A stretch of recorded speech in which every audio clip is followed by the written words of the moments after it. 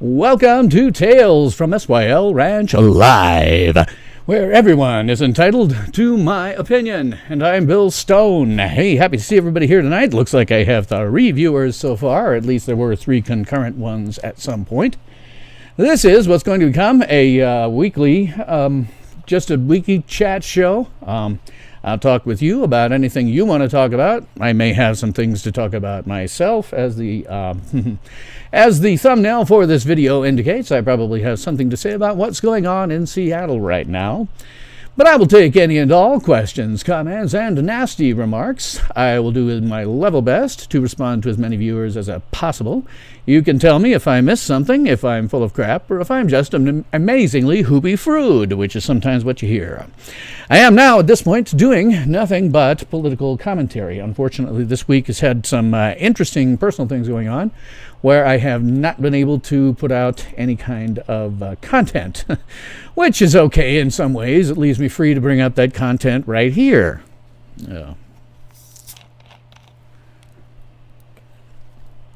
Hello, Blazer 101. How you doing tonight? It has been a very nice day here. Got up to 90 a little unexpectedly, but hey, and it's where here is not this. This, of course, is Seattle, Washington, where communist terrorists have taken over a chunk of the city, I guess. I don't know that much about it, but I guess it's the area near the state capitol of some kind. And they have taken over all the businesses. They have taken over the private property. Very, very interesting crap. But in any case, I'll talk about that some when it looks like I've maybe got a few more viewers. Till then, I can just jabber on about anything. If you're going to ask me something about science fiction, fantasy, etc., I'm certainly willing to. Take all those questions. I have not yet seen this week's Stargirl. Too many weird things have been going on in my life. I did see about 20 minutes of it, liked what I saw, but I didn't catch the whole thing. Blazer 101 asks, am I for defunding the police officers? Well, I'm a libertarian of the anarcho-capitalist bent. If it were being defunded in favor of private security, doing the same job, yeah. But replacing it with nothing is a recipe for a type of anarchy that I don't want to see. It just depends what they do. Certainly, I don't like what's going on right now in Minneapolis. Excuse me, I certainly don't like what's going on for sure here in Seattle. I've got an old friend who used to work for Boeing. I'll probably get in contact with him this weekend. He and I will have lots of things to talk about with respect to what's going on in the U.S. I think a lot of what they're doing now when they talk about defunding police is just virtue signaling. Or if it's not virtue signaling, it's them kowtowing to the demands of terrorists because they don't want to get into a bigger fight. I don't know exactly. I know that if I lived in the area that the communist terrorists have taken over, I wouldn't like that very much, precisely because they have taken over the businesses. There are, if I understand correctly, there are a number of homes in the area that are privately owned homes. That's all up for grabs. So that's what you get when you have a communist regime. And I don't know what they're going to do about this. Their mayor and their governor seems to be saying, sure, you can have it, which I think is probably a bad thing to do. But in terms of defunding the police, it just depends what comes up in place of it. These protesters and demonstrators and, frankly, outright terrorists, when they talk about getting rid of the police, I mean, I've seen enough of them on social media, and I've had enough comments and other videos to know that they would really just like to see the police gone and nothing take its place. And while that might be okay for somebody like me who's pretty well armed, my thought about it is, if you don't have the police, who's going to save your ass when you try to break into my house? But you got to have something. You either have to just tell citizens, okay, you're on your own from now on, or something's got to be put in place. My preference would, of course, be for private security, but that's not going to happen. It will never happen in the United States. Jeanette, hey, nice to see you tonight. If we privatize security, do we still need all the hoops of registering guns? Well, we shouldn't have to register guns at all. That is infringing on your right to keep and bear arms under the Second Amendment. There should be absolutely no registration whatsoever of any gun whatsoever in the United States. If you privatize security, I mean, this is how, if I lived in Libertopia, what libertarians like to, think of as our utopia, which isn't, because we know that there's no such thing as a utopia. But in the Libertopia, you would have individuals, and I suspect, and I don't know for sure, but I suspect what would happen would be their insurance companies would take care of it. Your insurance company, as part of your policy, would include they would get together with some private, security firms. They would get together with private firefighting firms and things like that, so that you're still covered. In the event that something goes wrong, you have somebody you can call. But there still should be absolutely, no matter which way you look at it, there should be absolutely no registration of guns anywhere of any kind, any caliber in this country. It is an abject violation of the Second Amendment by any sane reading of that document. And I'm aware that various court decisions over the years have said otherwise, but those various court decisions were not based on just reading the damned amendment. Because if they were, they'd know that it was an obvious, flagrant infringement on the ability to keep and bear arms. Anyone, everywhere in the United States has a right to carry whatever arms that they think is appropriate to their own security, whether it's concealed, whether it's on their person, which frankly I'd love to see lots of people running around with guns on their person. I'm a big believer in what Heinlein said, which was an armed society is a polite society. I'm not even against duels, to be perfectly honest. I think that sometimes a way to solve a problem is with a duel. I don't even think that should be illegal. I understand that that's a very bizarre position to take, but when you look back in the history, you have more honorable people when there were duels, when your honor was at stake, and you had to fight for it if you could not come to any kind of, reasonable conclusion about it with each other. I'm not even sure that's a bad thing. But regardless, no registration, period. If you had private security, I don't think that should change. There still should be no registration. But we're not going to get private security. That is Libertopia in my mind. That's where I'd like to be, but we're never going to get that. Government will not give up that power. I assume, like I say, that these idiots talking about completely defunding and dismantling and disbanding their police, like they're talking about now in Minneapolis, they're not going to give up the power.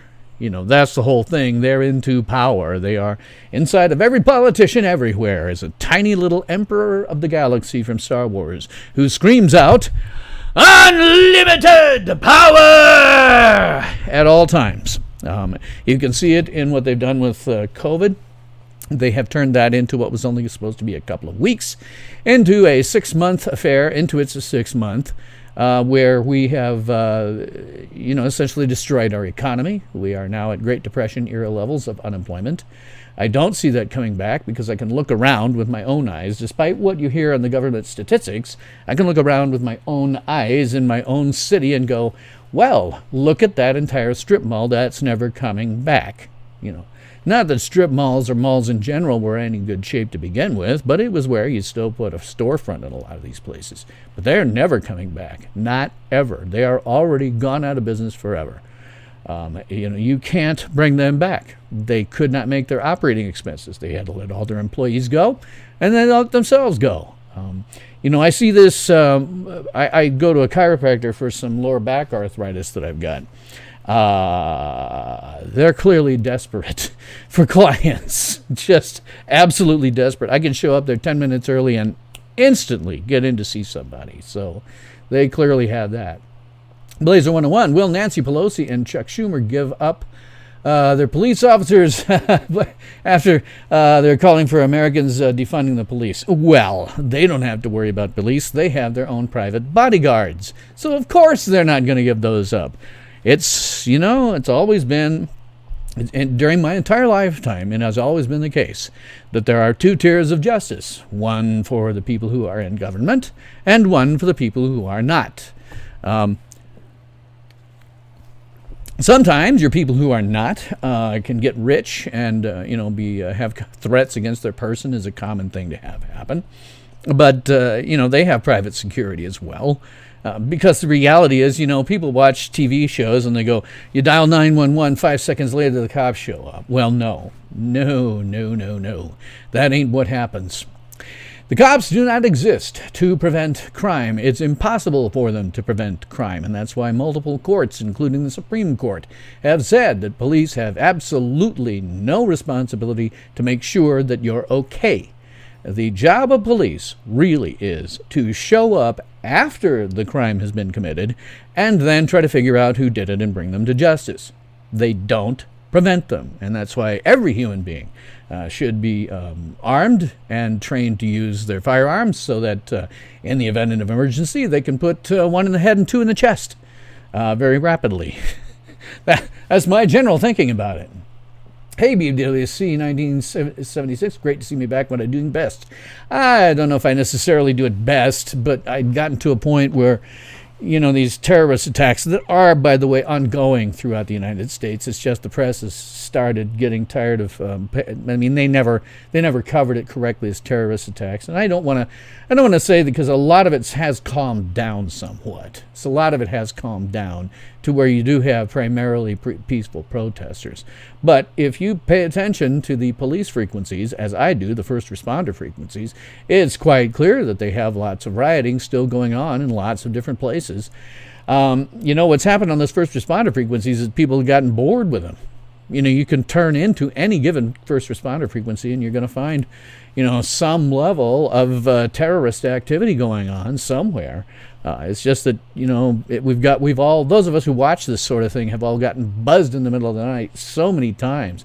We just go, another riot, and put it down, For a good 2 weeks, all that was ever happening was day and night. I was being given these alerts telling me that there were, riots in progress that, of course, the press would fail to cover. And so it just sort of calmed down, because after a while, people would go, okay, more riots. And Jeanette says, sorry, I may have to put on my glasses here. Is there a constitutional way for Trump to end the situation in Seattle? Yeah, there is. There is clauses in the Constitution, I have to look up specifically what it is, that deal with putting down insurrections. And this can only be termed an insurrection.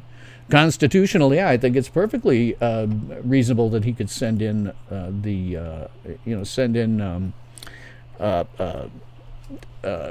federal troops. Wouldn't be my first choice, but if this goes on for very long, I can see the average person saying, especially in Seattle where the communists have taken over, and part of town, that okay, if you drive these guys out, that's fine with me, at some point. Speaking, I guess, more directly to what's going on in Seattle, if you don't know, some communist terrorists have taken over a chunk of Seattle, and I am not even remotely familiar with Seattle other than, this building here. I'm otherwise totally unfamiliar with Seattle. I do have an old friend that lived in Seattle. He's in Canada now, and I'm going to be contacting him probably over the weekend to get his take on this. Might have done it before today, but I had a lot of weird stuff going on personally that I couldn't do. But Trump can put an end to this if he wants to. The thing about it is, with all the terrorist activity going on all around the country, you don't know what is going to set off a damn powder keg. You really should have had the very first night that they had problems in Minneapolis. It should have been squashed, just completely and utterly squashed. If it had been, we probably wouldn't have had everything else, and we wouldn't have had the communist terrorists taking over parts of Seattle. But they're out there now. I heard some amusing news. It may be that they just go away of their own accord. They're setting up what they think is a communist utopia down there, and what they're discovering is what all communists everywhere have found out, is that you can't feed yourself. With that system of government, you cannot produce enough food in order to feed yourself. And what happened was they let in, I got a huge kick out of this when I heard it, they let in a whole bunch of homeless people. They said, hey, you're disenfranchised, come to our new communist utopia. And the homeless people ate everything that they have. And so now they're putting out calls on Twitter for, please send us vegan foods. They may be forced to go home just because they're going to starve to death. I don't know, but apparently they have put up barriers and walls around this in order to keep out police and other things. They've taken over the police station. I've forgotten what they call it now, the People's Station or something stupid like that. And there's, as I say, quite a number. I heard in the 25 or so hundred range of private homes that are in that area that are now, I assume, subject to the whims of whomever is running this communist government, if they've got a government really going on. It's hard to tell. It's also hard to tell who the hell's behind this one. Most of the rioting that we've been seeing, people want to say, oh, it's Antifa. And I'm like, okay, I'll give the Antifa some credit when you get into areas of opportunity. Los Angeles, New York, large cities like that. I'll say, okay, yeah, you could get some Antifa in there who are just taking advantage of the situation. But when you got down to the riot that I covered here in Lincoln, Nebraska, you can't say that anymore. You're not talking about a city large enough. There is an Antifa presence, but it's in Omaha, 30 miles away, which is a larger city of about 1 million. We're at about 340,000 here. But it's not a big city. I covered one night of the riots and terrorist activity, and I did not see any evidence of anyone except basically a bunch of students and then a bunch of disgruntled people who were taking advantage of the opportunity to destroy all the windows and glass doors and whatnot in the surrounding buildings. There's you can see it in my video. It's called Lincoln, Nebraska terrorist attack, and I'm not going to go down there again.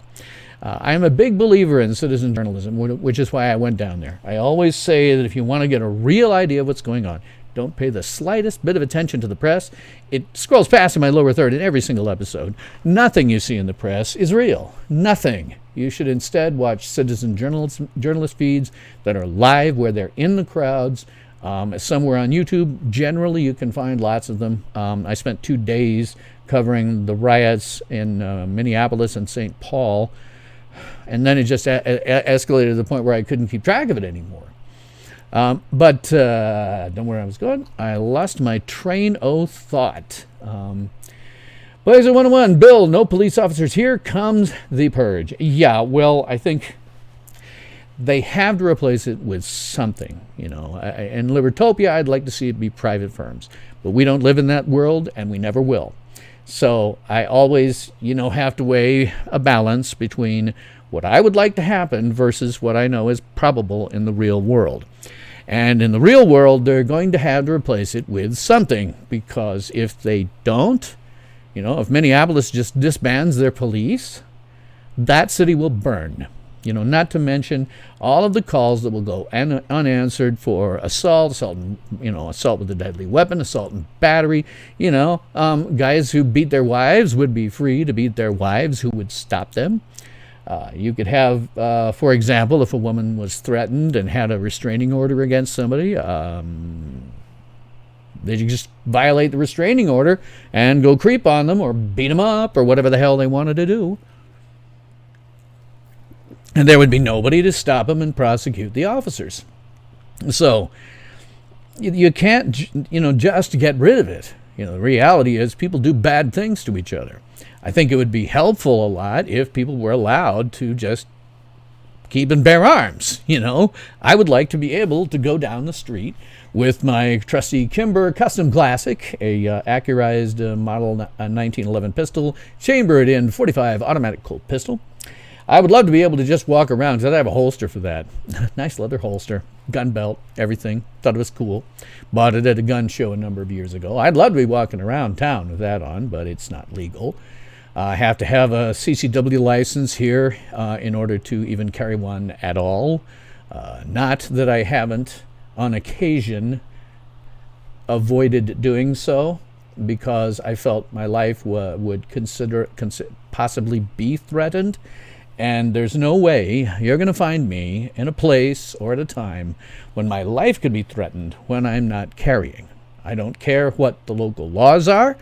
It's an old saying, better to be judged by 12 than carried by 6. I am not going to be carried by 6, not ever.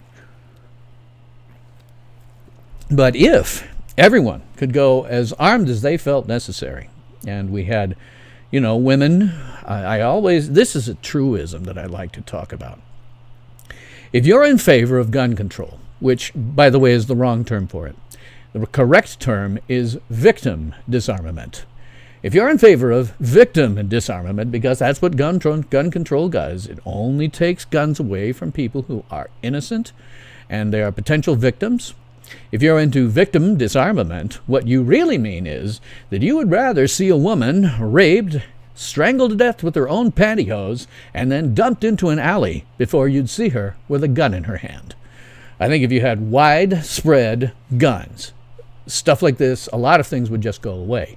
A lot of things would just go away. And there are studies that bear this out. Dr. John Lott has written repeatedly, he's updated a book called More Guns, Less Crime, where he examines statistics from reputable sources over a period of many, many years. And his conclusion, and the conclusion that you can only make from those statistics, is that when you put any kind of concealed carry or even open carry law into effect in a state, it has the effect of lowering crime considerably in that state, but surrounding states that don't necessarily have those types of laws see an increase. Why? Because the bad guys don't want to be killed in the commission of their crimes, so they go someplace where they have disarmed victims. So I'm totally in favor of a couple of pounds of steel and lead being able to equalize a 120-pound woman against a 250-pound rapist. It's just that simple. And I think if you had more widespread gun usage, as open as humanly possible, Heinlein was right. An armed society is a polite society. Let's see. Jeanette said Lincoln and Omaha protesters have combined. One of them goes live from the protest each night. Lincoln, I'm unclear what to make entirely of that. I know that Omaha has an Antifa chapter in it, and Lincoln does not, at least not the last time I checked. They may now. But combining their protests, it doesn't surprise me. I mean, Omaha and Lincoln are, only about 45 at best miles apart. The speed limit is 75 miles per hour in Nebraska on the interstate highways, so it's not like it takes long to get there or anything. So moving back and forth would not shock me at all. I haven't really paid attention. As I said, I did cover that one riot and brought back some raw footage that you can see. And I decided after that one, because at one point my personal safety was at risk. I had totally incidentally gotten footage because I was just walking around in the crowd and occasionally pointing my cam to where you could see the line of row of police officers in front of the station, or headquarters rather, and then you could see the crowd on the other side and what they were doing. But at one point, I totally incidentally got footage of 3 guys who were smashing the door of one of the buildings nearby. And they thought I was taking, because look at me, right? They thought I was taking pictures to give to the cops. And I'm like, no. I am from Wikinews, which technically could be true because anybody can be from Wikinews. Said, I'm from Wikinews, covering this from my YouTube channel, Tales from SYL Ranch. My name's Bill Stone. Nice to meet you, and bye. But I'm aware that the police are watching my channel. Put it this way, I was not going to be caught in an area where my safety might be at risk without being able to take care of myself. So I didn't like being put in that position at all, and I decided that the next time I do this, if I do it, I'm going to have a drone. There's some excellent drone footage, by the way, of that same terrorist attack. You can see it if you just look like Lincoln, Nebraska protests. There's lots of good drone footage. Next time I'm doing this, I'm having a drone so that I can be safely, out the hell of the way and take all the footage that I want from a safe distance above and still have it look good. And not be putting my physical person in danger. But Lincoln and Omaha combining, that doesn't shock me. There are more potential protesters in Omaha due to the fact that it's a much larger city at 1 million. But there are also, and I don't know where they're at now with UNL. I think they closed it down. I think it's still closed down. When UNL is open, when University of Nebraska at Lincoln, the Cornhuskers, is open, there are approximately 30,000 students there to draw from. There are 3 other colleges and universities in the city and a number of different trade schools and stuff like that. So there's a lot of students in Lincoln when, usually during 9 months, school's usually in session. And so there's a lot of students, and they have a big, they've been brainwashed their entire lives. They've been brainwashed. We've spent 2 whole generations of brainwashing people. We should be firing every single teacher from the kindergarten level all the way up through advanced degrees at universities. We should be getting rid of all of them because they are brainwashing our children. And they've been brainwashed to think that this stuff is real, and that going out and rioting and committing property damage and rioting, looting, committing robbery, armed robbery, assault with a deadly weapon, and murder of innocents is okay. If you've got a good enough cause, it's okay to kill people. That's what they got.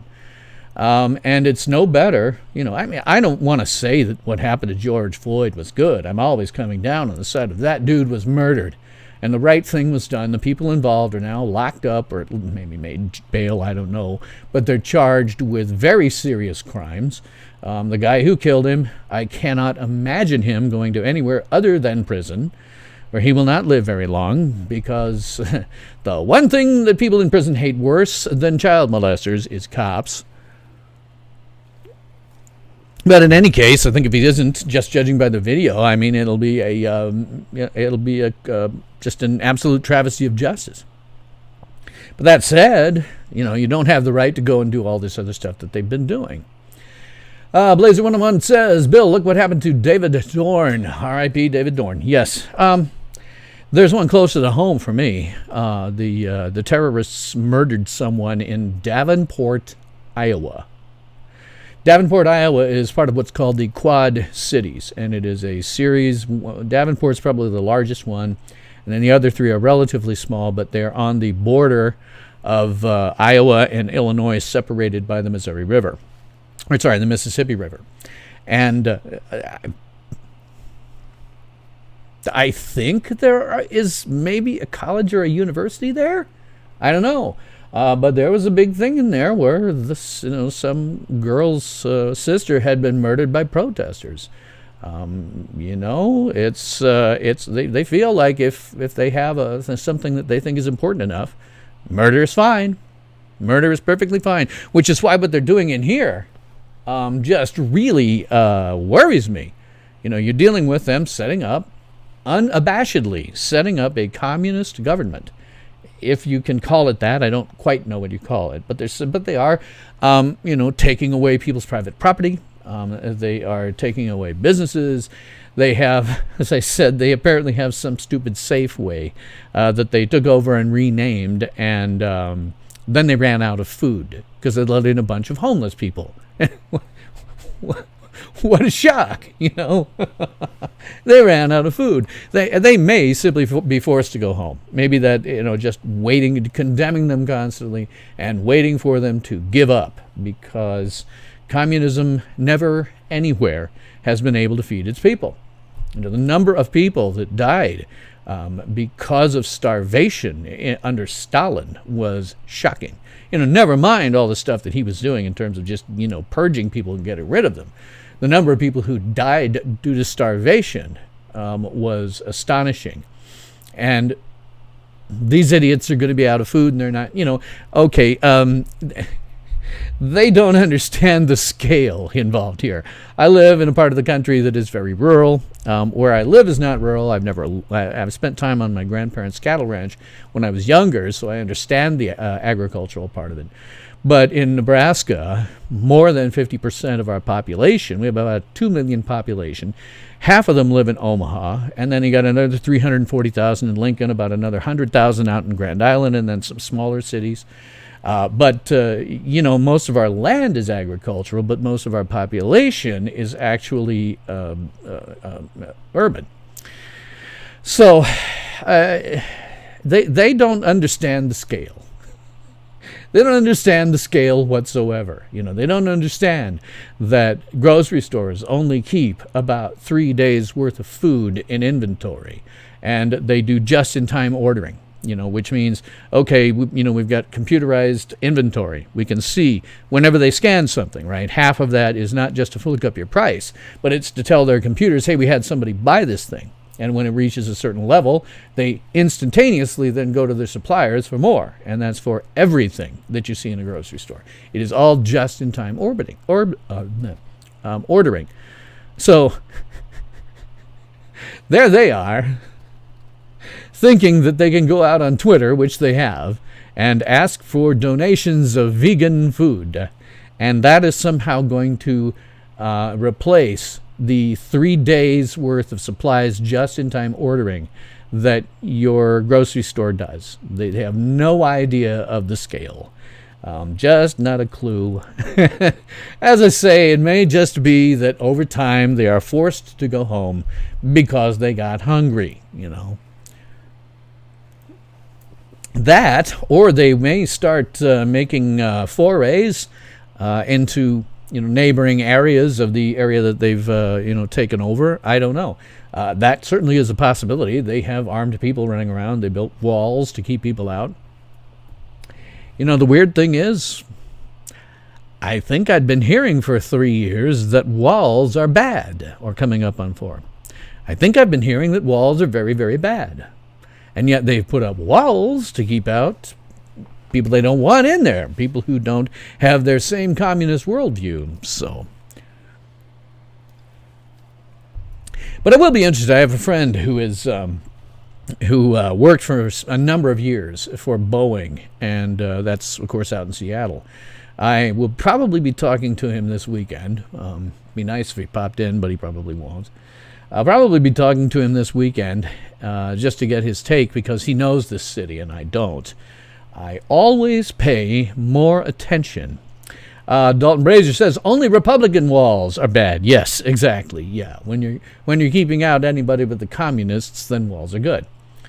But my friend, he worked for a number of years in Seattle. He'll be able to tell me something reasonable about what that part of town is on the ground.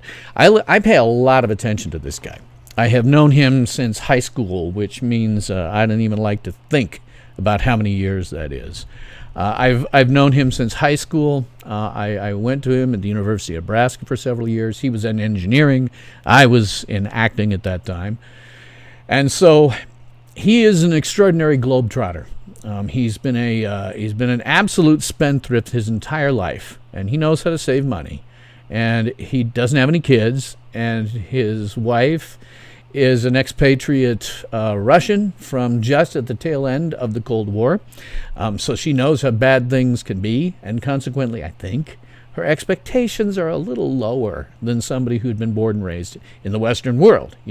When you're used to, horrible regimes and poverty, which is what you get with communism, When you come to some place like the U.S. and you get more than that, you're like, okay, I'm good with what I got, and you're not going out and constantly trying to spend money on this, that, and the other thing. So he's an extraordinary globetrotter. And he doesn't just do things like go on. He never would go on a cruise or take a tourist trip or anything like that. He goes out and they plan their trips in advance pretty well, and then he goes out and just goes to the city where he wants to go, and looks around. Doesn't go to the tourist trap places. He goes to the places and he's got friends all over the world now, and he goes to where the friends are, and he sees what a country is really like, not just the perspective that you would see it on television or get if you were going there as a tourist. He makes every effort to not go to those things. And so what happens is he knows way more about what really goes on in a lot of countries around the world than you will ever see in any press. I listen to him a lot. When it comes to when I talk to him about Middle Eastern stuff, he's been there. He's been all over them. The only continent that he had not been to until last year, I guess last year, beginning of this, was Africa. And then he went to Africa. Spent a bunch of time in various places, but they rented his own car, driving through generally untouched areas, undeveloped areas, and got to see firsthand what real poverty looks like there, as opposed to like India, which is just a gigantic amount of poverty. So I pay a lot more attention to him than I do the press, because I know that he has seen it personally. You're not just hearing some talking head being fed a story that's nonsense, because, as always, scrolls past in my lower third, nothing you see in the press is real. Nothing. And that is not an overstatement. That is a literal truth. Dalton Rogers says, yes, only Republican walls are bad. Yes, absolutely. Excuse me. Jeanette... Forgive me if I'm mispronouncing your name. Bajuram. It scares me to think. Scares me who they will make go hungry and whose home they will break in to share the food. Everyone's. When they start to get hungry, they will start breaking into any home that they think might have food and appropriating it for their new communist regime inside of the buildings there. But eventually they're still going to run out. The average person, what do you have on hand? A week's worth of food? Okay, well, a week's worth of food for like one person, and then you got 1,000 people. It's going to be kind of hard to feed them off of that, and eventually they're not going to be having any food anymore. They're not having any inbound food the normal way that you would, because that's capitalist and free market, and they hate that. I just get a huge kick, man. Going on Twitter and asking people, excuse me, to send them vegan foods. As I say, I dislike very much what they're doing. I think what they're doing is horribly wrong. And, as a libertarian, it violates what we call the zero aggression principle, which you always see scrolling past my lower third as well. But that states that no human being has the right, under any circumstances, to initiate force against another human being, nor to threaten or delegate its initiation. This whole occupation obviously initiates force, because you are taking away from people who own private property and, turning it over to their fledgling communist state. So, I don't like seeing it from that perspective, but they're going to get hungry. They're going to get hungry. They're going to have to go home at some point. Maybe that's just what they're doing, waiting for them to go home. I don't know. But unfortunately, at this point, there are so many of these terrorist attacks going on all the time that we're never being told about. Always listen to first responder frequencies. I mentioned that here. Always listen to first responder frequencies. You will find out more things that are going on than the press will ever tell you. My favorite story is the 2016 Republican National Convention. The press was reporting that there was nothing but peaceful protesters outside. Well, I was listening to the first responder frequencies, and because of that, I knew that the peaceful protesters had been injecting both police and civilians nearby with numbing agents. And I know this is real because they sent some of them to the hospital because it would be having an impact on their hearts and their lungs, their ability to breathe. So you will learn more stuff than you will ever see in the press. They will not report something if it doesn't match what they think that their goals are, their narrative is. And and they'll make it up sometimes too. I know for a fact they've made up lots of things that President Trump has said that he's never actually said. Hey, Larry, and Super Cruise 63, how you doing? Even from the hippies were smarter on how they started communes. Yeah, and I don't even have any problem with the hippies starting communes. I mean, it was doomed to failure, frankly, but I don't have any problem with them doing that. If these guys wanted to go to buy some land someplace and start a communist utopia, well, that's fine. I don't really have any problem with that. Let them go and do that and fail miserably just like the hippies did. But what they're doing now can only result in abject failure. But the problem is we have all of these freaking riots and terrorist activity, because that's the only thing I can think of it is. It does fit the textbook definition of terrorism. We have all of these things going on around the country constantly, and just because you haven't heard about it in the news doesn't mean it isn't still going on. And that's not to take anything away from the people who are legitimately protesting and peacefully protesting. I am fine with peaceful protests. I would love peaceful protests. I think back, I'm sorry. They want to say, Whitey, don't bring it up. But I know from history that Dr. Martin Luther King is spinning in his grave at roughly warp 10. At what's going on now. Man was all about peaceful protesting and nonviolent means and civil protesting. He'd hate this. He would hate this. And of course, nobody is taking that into account. Hell, most people don't know, and I bet these morons don't, who Martin Luther King even was, because they don't teach it. I mean, nobody wants to get this. I've done a whole series of videos, and I may have to go back and redo them because they were at a time when I was not able to do 1080p, 60 frames per second, so it's not quite as approachable as as my later videos have been. But I've done a series of videos about how bad the U.S. school system has become. It is literally now at a point where we have the illiterate teaching the illiterate. It is. There are teachers in there who they themselves do not have enough of command of an English language to teach students to read and write. They don't have enough command of the English of mathematics to teach any level of math. And the level of math that they've been teaching throughout my life has dropped and dropped and dropped and dropped. When I was in high school, you could take calculus. In my case, if I'd gone on with it, I would have had to go to the University of Nebraska for another calculus course. I had hit the top, but you still could take it. Now, I don't even know if they teach it at the high school level. I think when you succeed at the high school level, if you succeed in K through 12, it's not because of the system. It's totally in spite of the system. Or, in the case of my own children, who are just incredibly smart. They are what I like to call the ultimate recipients of many generations of pretty smart people getting together. And they are, I don't know that they're geniuses. They're not Stephen Hawking, but damn, are they bright. They impress me every time. And with them, well, they learned in spite of the system. But in part, that was because, they were so far ahead. I mean, you could throw them anything in any given subject, and they'd be done with it.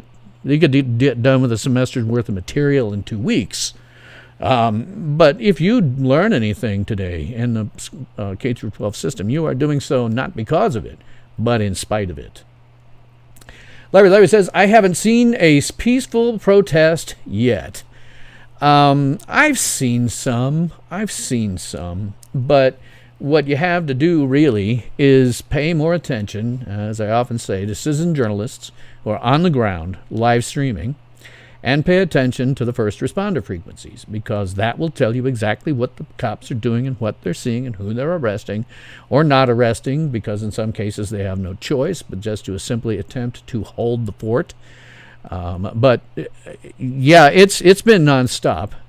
Larry says, schools, daytime babysitting, prisons. Yes, and they very much turned into prisons. You can't get in and out of there without passes and stuff.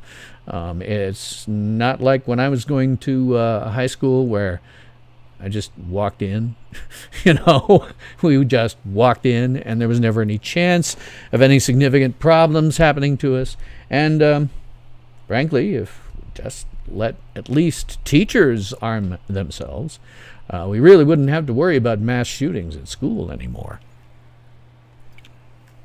But in any case, I think, honestly, there's not exactly a lower age limit for me in terms of who I think should be able to keep and bear arms.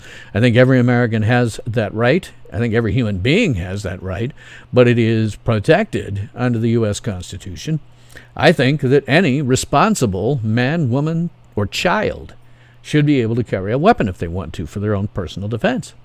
And I think that would result in a much more civil society.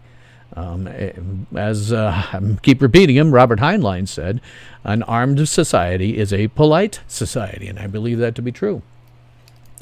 Superguru63 says, I learned a lot about MLK. My high school history teacher was a black woman. Okay, one of the smartest teachers I've ever had. She taught history correctly and made it fun. We need more like her. Yeah, and teaching history, you have to have some kind of flair for that. Because for most people, it is just, names and dates and things that don't necessarily make sense. The World War I was caused by the assassination of Archduke Ferdinand. Well, yeah, that was the tipping point, but there was a whole lot of other stuff going on.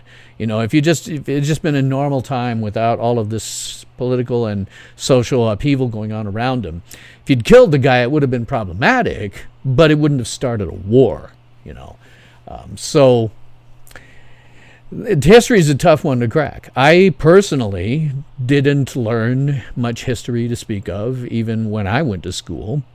The history that I know now has largely been what I've learned on my own. And I still have yet to go through and really learn Chinese history. And there's a lot of that to process in terms of Chinese history. They have a lot of stuff. Jeanette says, have protesters taken over a section of the city before? It seems slightly familiar, but it might not have been something I read. I am not aware of a time in the United States history when this has happened. This all just suggests to me that we are headed for some kind of outright armed conflict with civil war. Unfortunately, what I have to tell those of you who are rioting and, looting and committing robbery, armed robbery, assault with a deadly weapon, and the murder of innocents, I have to tell you that you guys are doing okay right now. You're doing fine right now. But the moment that they really want to get rid of you, they just send a drone, and you will be dead. You cannot, I'd like to see from time to time, I'm kind of with Thomas Jefferson, that the tree of liberty must from time to time be watered with the blood of patriots and tyrants alike. And he thought maybe that the Constitution would be amended significantly every 20 or so years or thrown out, and another one put in place. And I'm not sure that isn't a bad thing for it. But as long as you're still dealing with something whose essential goal is not to tell citizens what they can't do, but rather tell government what it can't do, and then lay out some things that it has to do in terms of maintaining your own liberty.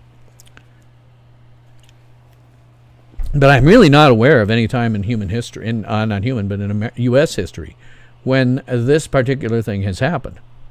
You can look back at a lot of things that probably shouldn't have happened. The essentially genocide of Native Americans, that shouldn't have happened. And what racism we may see today, that certainly shouldn't happen. But I'm not aware of anything like this. There have been times, the Watts riots in the 1960s in Los Angeles, the Rodney King riots in Los Angeles again. Those have been times where you've seen riots like this, but not widespread. Not in Davenport, Iowa. Not in Lincoln, Nebraska. Not in Sioux Falls, South Dakota, another small city at about 150,000. Certainly not in Rapid City, South Dakota, which is, I'm not sure, the last time I looked, about 20,000.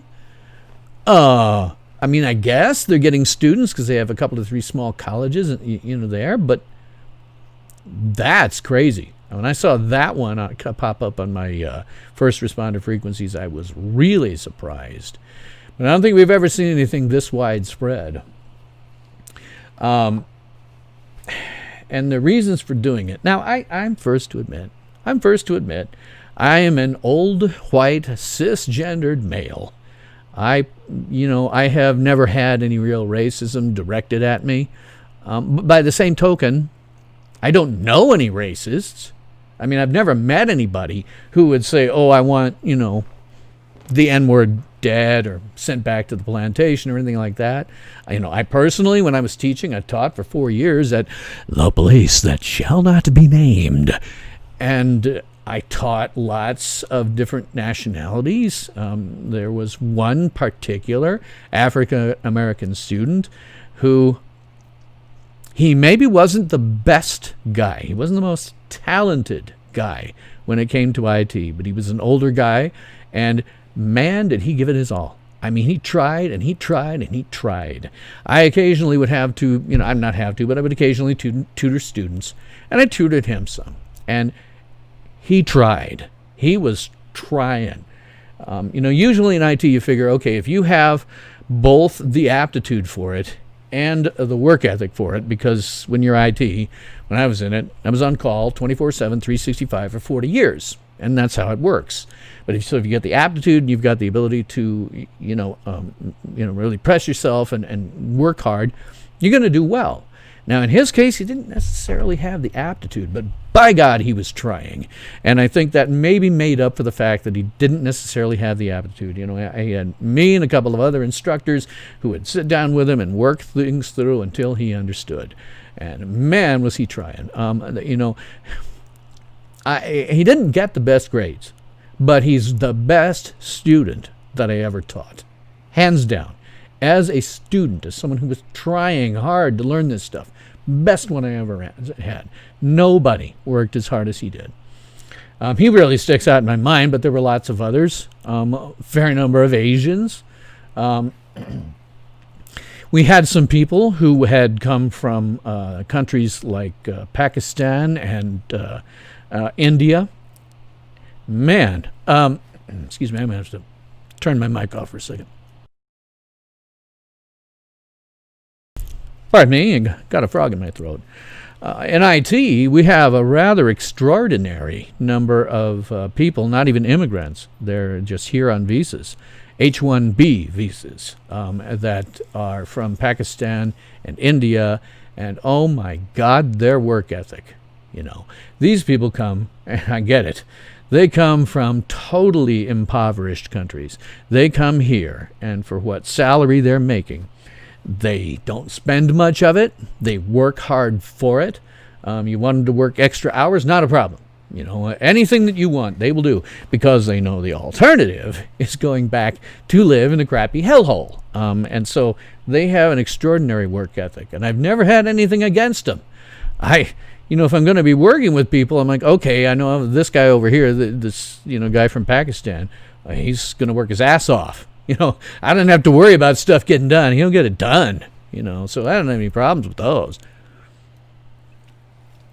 I've certainly, taught and worked with Asians. I have worked on occasion. There are not a ton of black people in IT, at least not the side I was working on. IT is kind of broken into 2 pieces.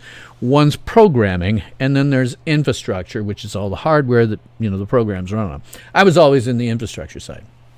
And you didn't see a lot of women, and you didn't see a lot of African Americans. But to be honest, we didn't see them apply. If they had, we might well have taken a woman or an African American over even a more qualified candidate, just so we didn't look like we were being racist. But we just never saw them. We never got them. I think it has to do a lot with what, people want to and decide to go into as a field. I learned when I was an actor, which I was for several years. And I always like to say in this show, I bring a lot more to the table in terms of life experience than most of any of the pundits that you're going to see. I've worked and lived when I was a child on working cattle ranch in my grandparents' very rural South Dakota cattle ranch. I grew up in a city at the time which was kind of stalled out for a very long time. It's the city I live in now. At about 150,000 people, stalled there for the entire time that I grew up here, about 20 years, and then took off as soon as I left and, doubled its size in about 15 years.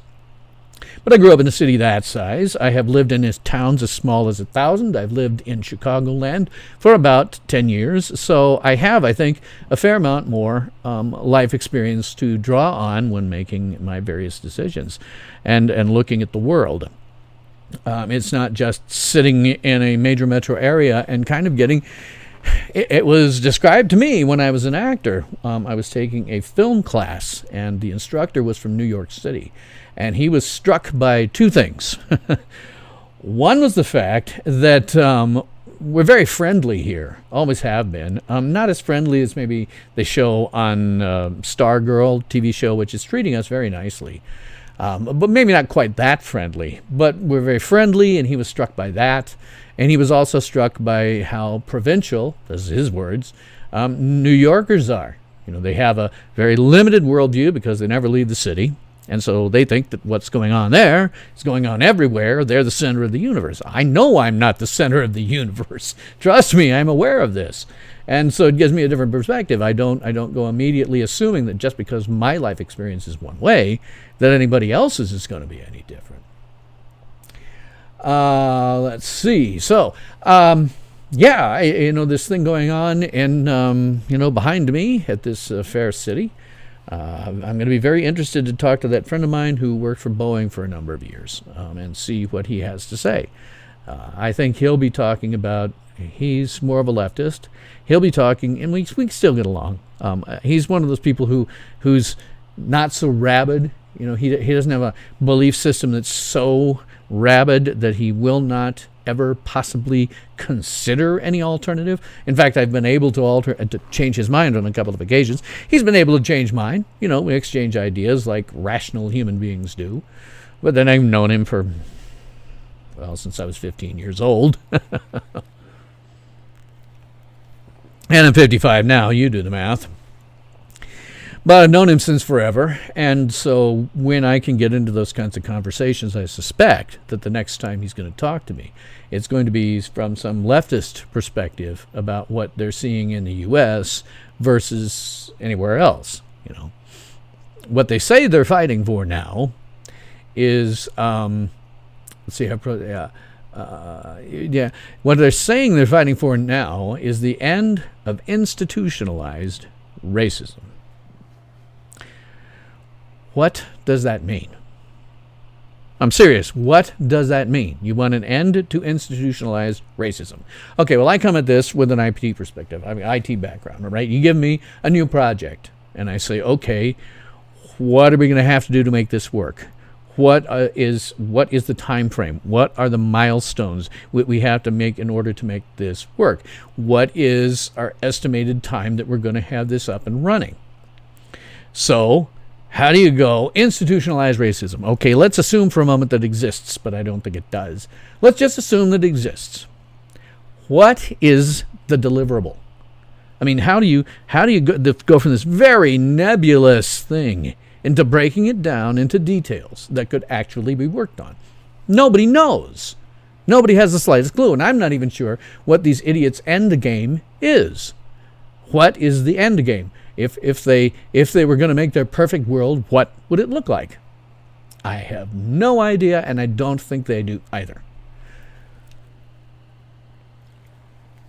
And in terms of the whole concept of institutionalized racism, again, old white cisgendered male, I do not see this in my daily life. I never have. I look at it, and colorblind as far as I'm concerned. You want to, if you're a qualified person, an African American, and you get put in IT, the only thing that ever matters in IT is that you do your job well. We don't care about any other damn thing. If you're particularly brilliant, you can go on to do well. but we don't sit around going, oh, I don't want to work with that black guy. That's never happened. The last time I really remember working with black people in IT, and again, it was because we never got any applications. Nobody ever submitted their resume. We weren't trying to keep them down. It's just they never submitted their resumes. But the most that I remember was a long time ago in a galaxy far, far away, when I worked for Best Buy, when it was a very different company than it is now. And there were lots of people on the sales floor of different nationalities. That was when I lived in Chicagoland. Lots and lots of different people on the sales floors, different nationalities, different skin colors. We didn't care. We didn't care. All that we cared about was whether or not they could do their job. The only one that I remember with any level of amusement, and that was just because back then when you had like Christmas, Thanksgiving, day after Thanksgiving, and all of these gajillions of people swarming the store, and you really don't have enough people to service them, right? And this guy was getting really confused and just going nuts. He was an East Indian guy. I'm not sure where he was from, but he was an immigrant, and he all I remember him saying was some level of gibberish and then spitting out the word printers. Like, okay, you're going to slow down, dude. Switch over to English and tell me what it is about the printers that you need me to help you sell this person with. But, that was just an amusing point at that point, not because he was incompetent, but because we're all just running around, pulling our hair out, and he got to a point where it was just too much, and he got confused. But, it wasn't like I wasn't trying to work for him. When in the 1970s was the last time, mid to late 1970s, the very last time that I ever heard the N-word spoken. Not in private, not in public, nothing. And this from having come at a time when it was, until the mid-1970s, you would still hear that. You would still hear a black person referred to by the N-word. You would still hear... Have a second again. Got another frog in my throat. And you would still hear male African Americans referred to as boy. And that was kind of normal. I remember really clearly, I went to, for a brief period of time, a couple of 3 years, I went to what is essentially a very, very upscale private school in Omaha, Nebraska. And there was a guy, a decent enough friend of mine, and students would often refer to him by the N-word. But after that, it pretty much went away. I haven't heard anyone that I know ever say that word, not in private and certainly not in public. So I have a hard time believing that this whole institutionalized racism thing even exists, I don't know. I'm white, obviously. I don't know what other people may have to go through. When you look at the statistics, obviously, you can see that, in fact, more white people are killed by police than there are African Americans killed by police. This is simply an actual statistic, and you can see that there is a huge problem with, black on black crime. And I think that this, like everybody else, I think this is a result of the breakdown of the family. You really do need two parents who are married and committed to each other to raise a child properly. And when you have what now amounts to males going around and just pump and dump, and the welfare system structured in such a way as people with more children get more money, well, this incentivizes not being married, and it incentivizes pumping and dumping. To me, the best thing that could happen would honestly be for African American women to say no. Saying, I can't afford any children right now, so, if all you're going to do is come and have sex with me, no. No, I want a committed relationship. I want somebody who is going to be there all the time and will be helping to pay the bills, you know. When you have that and you're raising children in that kind of environment, they grow up well adjusted. When you have single family homes, unless you go to some extremes, they don't. And you still need a male. I mean, that's the biggest thing, is just males going, well, you know, she's good to get laid from, and then I'm done. I'm headed off. You know, you need a male who is committed, even if they're not married. I mean, I was divorced, and my kids grew up about half the time when we were married and about half the time when we weren't. And I made a very concerted effort because where I lived, I could not get a job in Chicago. My ex took the kids, and then she moved back to Chicago when we divorced. I could not find a job in Chicago.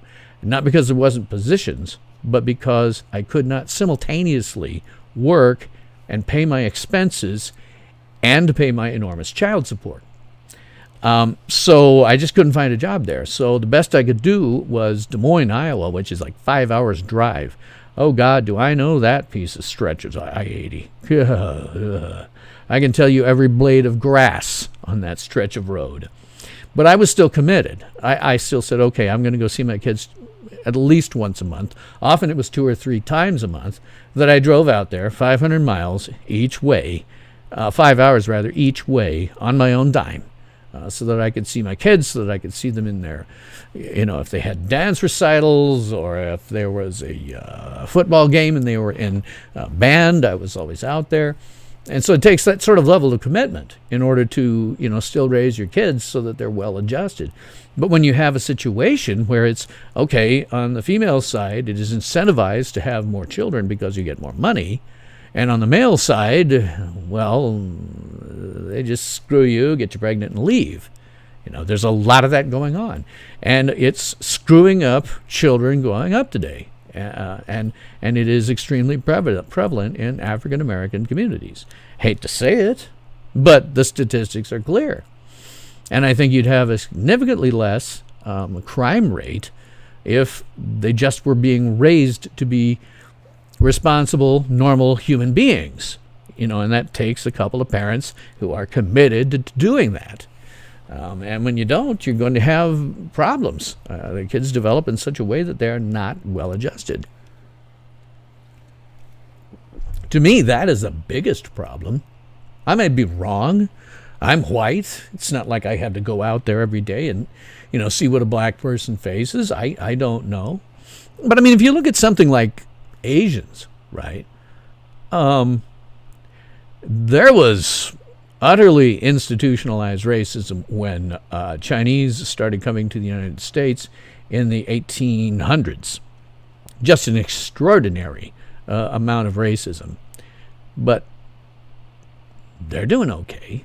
You know, I haven't heard any Asian people with an Asian background ever since, at least not since they had the detention camps in World War II, but I have not heard any of them say, oh yeah, things are still terrible for me. I've never heard that. They do quite well. I worked with quite a number of them from time to time in IT over the years, and I haven't heard any of them complain. And there's other races. I don't know what it's like for Hispanics. I don't know, haven't a clue.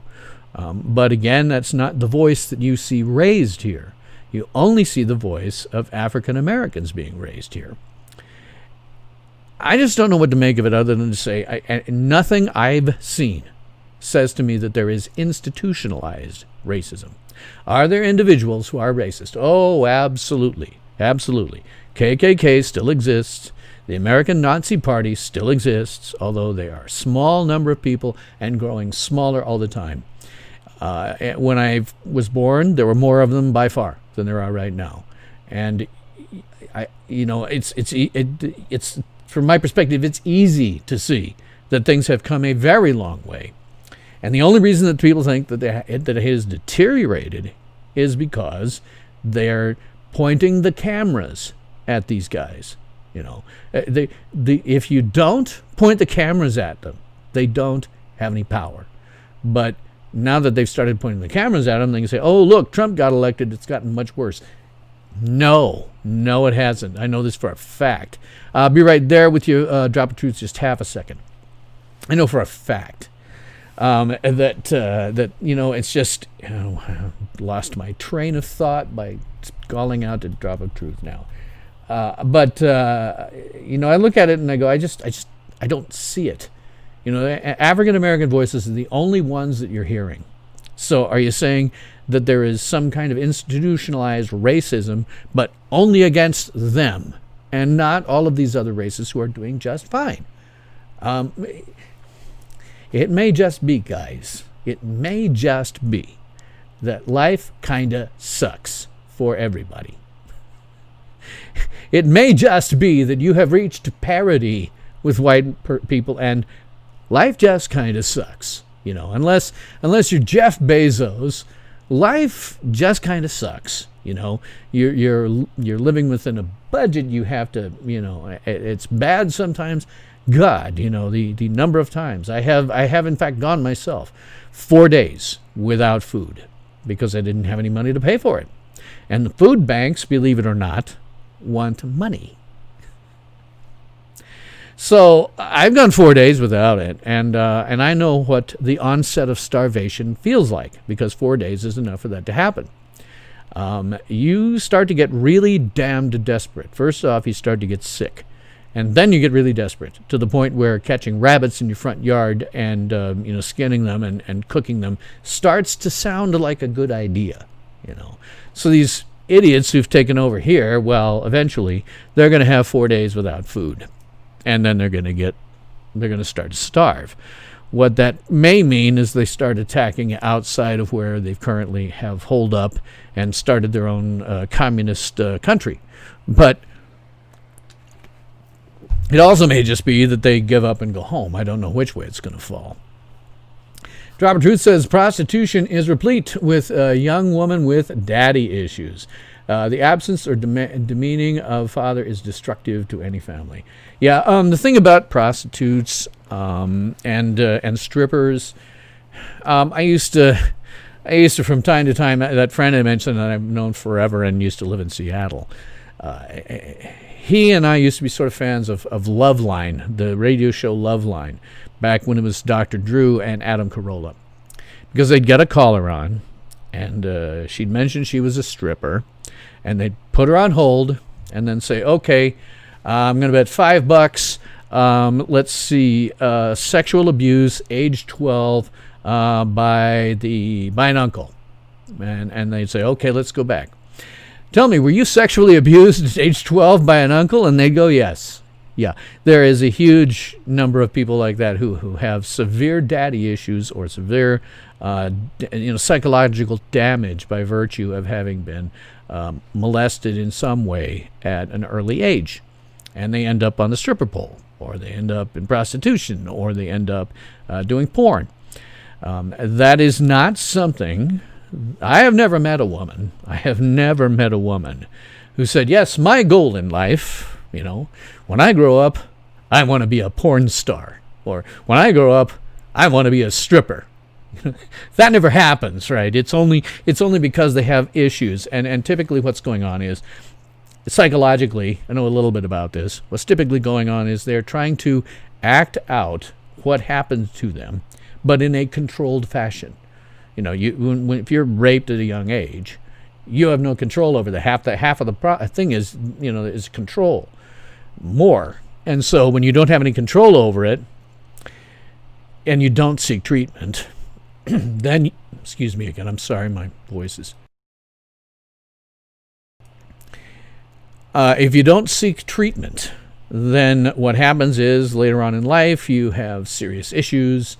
And if you don't have it treated, if you're raped at a young age and you don't have it treated, you go in and have lots and lots of therapy, the likelihood is that you are going to become suicidal around the age of 45. That's how it works. That's just how it works. Daddy issues, yeah, absolutely. And some of it is that they had an absent parent. I feel bad myself that despite the efforts that I was making, I was still not around, as much as I'd have liked to have been. But what do you do under those circumstances? I think I did as much as I could. Daddy issues are certainly an issue. No question about that. Jeanette says, I was a double parent. I did both jobs, not always well. But my kids make more than I do, so I did some right. Oh, absolutely, absolutely. It's possible. It's certainly possible for a single parent to do the job. It's just a giant pain. You have to. I really think that men and women tend to have different perspectives, and it's appropriate for children to get both of these perspectives.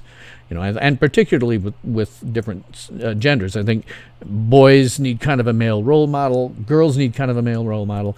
It's certainly possible, as you said, Jeanette, for someone to do it. But you got to be really damned committed to it. If you're not, willing to do a lot, and I'm sure you did, if you're not willing to do a lot, your kids kind of come out screwed up. And hats off to you, for bringing up well-adjusted kids. Hats off. A lot of people can't do that. I think if I'd gotten custody of kids, I might have been inclined to be too much of a disciplinarian. And, it would be better have the woman in there and just sort of no, let's not do that. I think, and that might have, caused them issues as well when they got up. I don't know. Let's see. Drop of Truth says, what I found remarkable in Brazil was the simple act of opening a door for a woman was quite astonishing to them. I'm too old-fashioned, I guess. Well, I have an entire list. Maybe I'll bring it up just for kicks. If I run out of something to say, let me bring up this thing I've got that I wrote out that actually comes open. Well, where's the recent? There they are, notes. It actually comes out of when I was younger and what I was kind of taught in terms of etiquette and how to interact with women. Might read that out here in a second. I wrote it out for some other purpose, but I might read that out.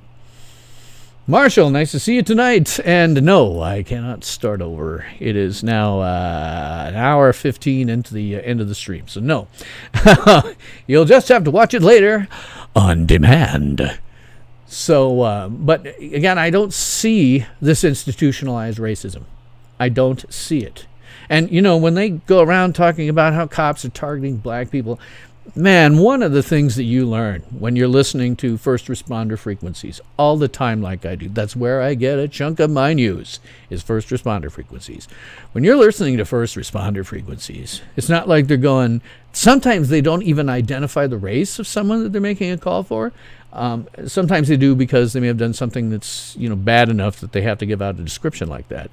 It's just calls like, domestic, at such and such an address, robbery at such and such an address. They don't go around going, let's get black people. How can we get black people? We want just them, not the whites. We just want black people. You don't hear that on the dispatch calls, not anywhere that I've ever listened to them. Even big cities like Chicago, they don't do that. It's all a question of what have you done? And, what can we do to solve this crime? I do not see it in terms of, at least police interaction. Now, maybe, I don't know, I'm white. Maybe they get pulled over more frequently. Maybe their interactions with cops are a little different. I don't know. I find it hard to believe. I worked at a school that had a criminal justice system, and we had a lot of adjunct instructors who were from law enforcement. There was a lieutenant at a local police department who was an adjunct. There was a guard or somebody that worked at the state penitentiary, the state prison. There was a guy from the FBI who worked there. What I learned from that, working with them, and maybe this is an issue too, never talk to cops. Even cops will tell you, never talk to cops. Always, always, always, always, always, always have your attorney present. You give them your name, they read you your rights, and when they say, do you wish to give up your right to remain silent? You say no, and you don't see a damn thing after that. Nothing. Even if the cops come to your door on some unrelated thing, don't talk to them. I saw one of them did what we had adjuncts do, is they would say, okay, come in, prepare something 15 or so minutes long to show us how you would teach. And with, law enforcement, that was really easy because I didn't know much about it. So having them do that. Well, one guy came in and he did 15 minutes on interrogation. And I learned things like police will manipulate you. They know or think that you have committed X crime over here. But then maybe you got something going on that's just not that big a deal, and they don't care about that very much. And so they'll bring that one up in order to lead you into talking about the other one. They say, this thing you did, not a big deal. And is willing to totally overlook that thing. And, this other thing too, maybe that's not such a big deal. I don't know if we knew a little more about it. And then the average person opens their mouth and starts blabbering. And what they don't know is there are a million laws on the books, and they have no idea what law that they may have just told the guys they violated. And they'll add that to the list of the stuff. You've just confessed to this, this, and this. Or you just said you did this, this, and this, and you didn't know that it was illegal. Because there are way, way, way too many laws on the books. So if you're ever taken into custody, absolutely don't say a damn thing without your attorney present. If you're not taken into custody, don't talk to them. You don't know what you could be talking yourself into. You just don't. And that 115 minutes taught me that. I also had occasion to be interviewed by the FBI once regarding an IT issue. And that was creepy as hell. I'll get to my comments here in just a second. That was creepy as hell with the FBI. I had by then become something of a student of body language.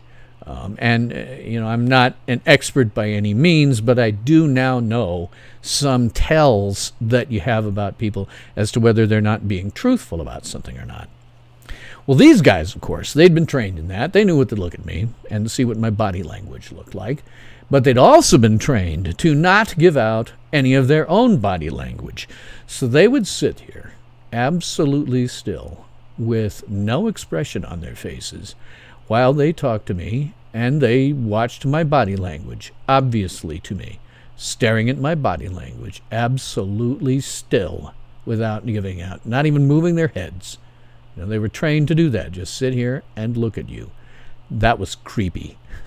At the end of it, I very nearly said to them, I understand that you guys are trained to not give away any body language or anything like that.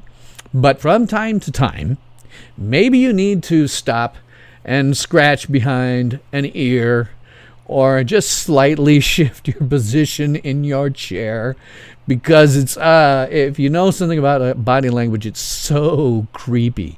And you won't be able to read anything about them, but they'll be able to read you like a book. These guys are very well trained in that, and they will read you like a book. Marshall says, I'm beginning to think that race isn't the problem. Bad training, psychological issues with power, etc., etc., probably more related to class than race. I think that's probably true, yes. Marshall's an old friend, and he and I have talked offline. And we both think that there is some good possibility of armed conflict in a way where we will both lose friends, and not in the perspective of losing them as friends, but them dying. It could be me, for that matter. I could be the dead one. We sort of see that on the horizon. And when you get into this, when they have taken over a piece of a major city, we're escalating. I hope that what they're going to do now is kind of let them sit there and starve. But it could be, and it might be necessary, it might even be appropriate to go to one of these places and to squash it. Just squash it. Because I think in Minneapolis, if that first week, if they had squashed it, it may not have, spread to everywhere else. We might not see, riots, looting, robbery, armed robbery, assault with a deadly weapon, and the murder of innocents. I think if they'd been put down quick, then maybe it wouldn't have spread as far as it did. Dropper Truth says martial Presnell race has never been the issue. Poverty and prejudice are the issues. Age, skin color, and sex are mere side issues. Jeanette says, on a lighter note, yay, always use that water bottle. Part of it becomes invisible, and it makes you smile. Maybe the only one, but you have an odd mind. Yeah, what you're seeing here is, behind me, always, is a green screen. And this bottle is kiwi strawberry, whose label is green. So, yeah, if I get my hand behind it, my hand disappears. I use whatever flavored water happens to be handy whenever I'm doing one of these. I can get away with not doing it when I'm doing recorded videos, but when I'm doing live streams, I got to have it or else I get totally dehydrated. Let's see. Drop Truth said there's only one race, the human race. Facial physiognomy and skin color are environmental adaptations. Absolutely. Jeanette says, Drop Truth, I think age has quite a lot to do with it. Yes, it seems they're mostly children. Wouldn't necessarily put down the ones that I saw in Lincoln as children, where I live, Lincoln, Nebraska, as children, but certainly student age. And that wouldn't shock me. University of Nebraska Lincoln has 30,000 students. And while I think they've got the place closed down right now, you still have a lot of those students who are going to be living in Lincoln. And so they got free time on their hands. And so they came down to this riot/terrorist attack. I call it a terrorist attack because it falls under the definition of terrorism. Excuse me. Which is using violence or the threat of violence particularly against civilians in the pursuit of political goals. Yep, that's what they're doing. Excuse me. God, I have to do it again. Now I'm going to have to cough. I'm sorry.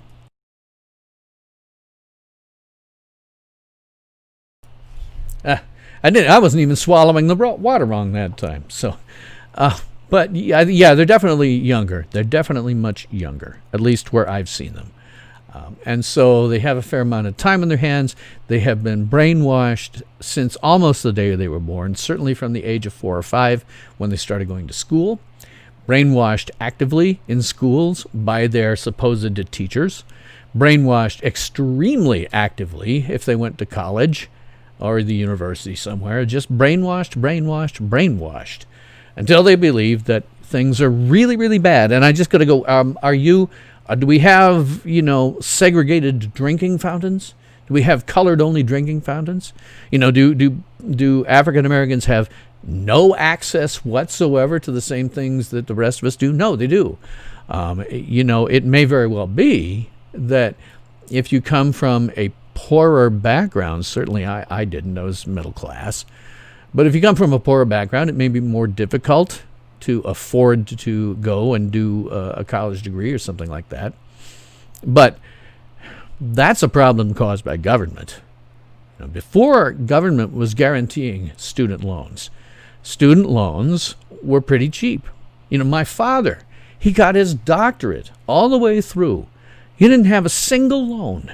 He just worked part-time at a gas station and paid all the way through to his doctorate in psychology. That's 12 years plus 4 for your undergrad, plus another 4 for your doctorate. He paid for that basically out of pocket. What's happened is the government started guaranteeing those loans, which meant that no matter whether or not a student was qualified to do something, if they, because 50% of the people in anywhere in the United States are below average intelligence, right? And so maybe some of those would be more suited to technical schools as opposed to a college or a university. But in any case, if you're guaranteeing the student loans, it doesn't matter who comes in. It doesn't matter whether they can pass a course. It doesn't matter whether they can get a bachelor's degree. It doesn't matter. You let them all in, and they get a loan, and you can charge however you want, however high the tuition you want to charge. You can charge complete insanity, which is what we have now, and you're going to get the money from the government. These people could drop out, but you're still going to get the money from the government. When I was first going to school, well, yeah, I had to take out a student loan. It wasn't anything horrifying. I paid it off within a few years. But when I was going to school, the loans were from banks. And if you did something that stiffed the bank, well, then the school didn't get their money.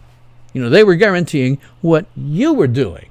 And so the college and university had to have significant entrance requirements. You had to have a base level of education in order to continue up, get your bachelor's or an advanced degree.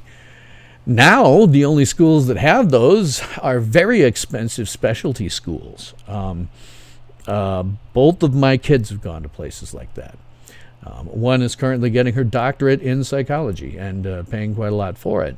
But she's also going to a place where they have significant entrance requirements. And she got her bachelor's degree at a college that was intended to prep you to go on to get a master's or a doctorate in psychology.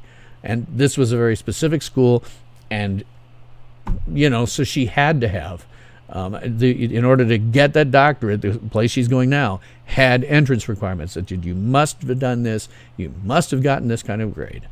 And now, with a bachelor's in particular, it doesn't matter. They can let anybody in. They can let somebody who is, clinically got some serious mental issues that prevents them from learning. But they'll let them in because it doesn't matter. The government is still going to pay them. If you took government out of the picture, I think that you would see an immediate drop, a drastic one, in tuition prices. It would have to go down to be something that could reasonably be paid, either via a private loan or, as my dad did, working a part-time job. And you just wouldn't see the craziness that we see. They would also have to have entrance requirements, because the one thing they don't want you to do is leave. They want you to stay there and keep paying them.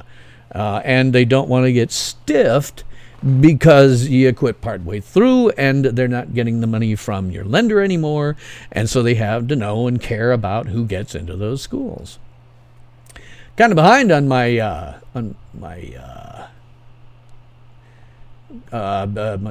comments here. Let me see if I can get back into it. Children are the most malleable, Darbatoo says, yeah. Surround Chaz, don't let anyone in or out, and stingray their smartphones and cut the internet. They'll surrender in hours. I mentioned a little bit earlier, they've already run out of food.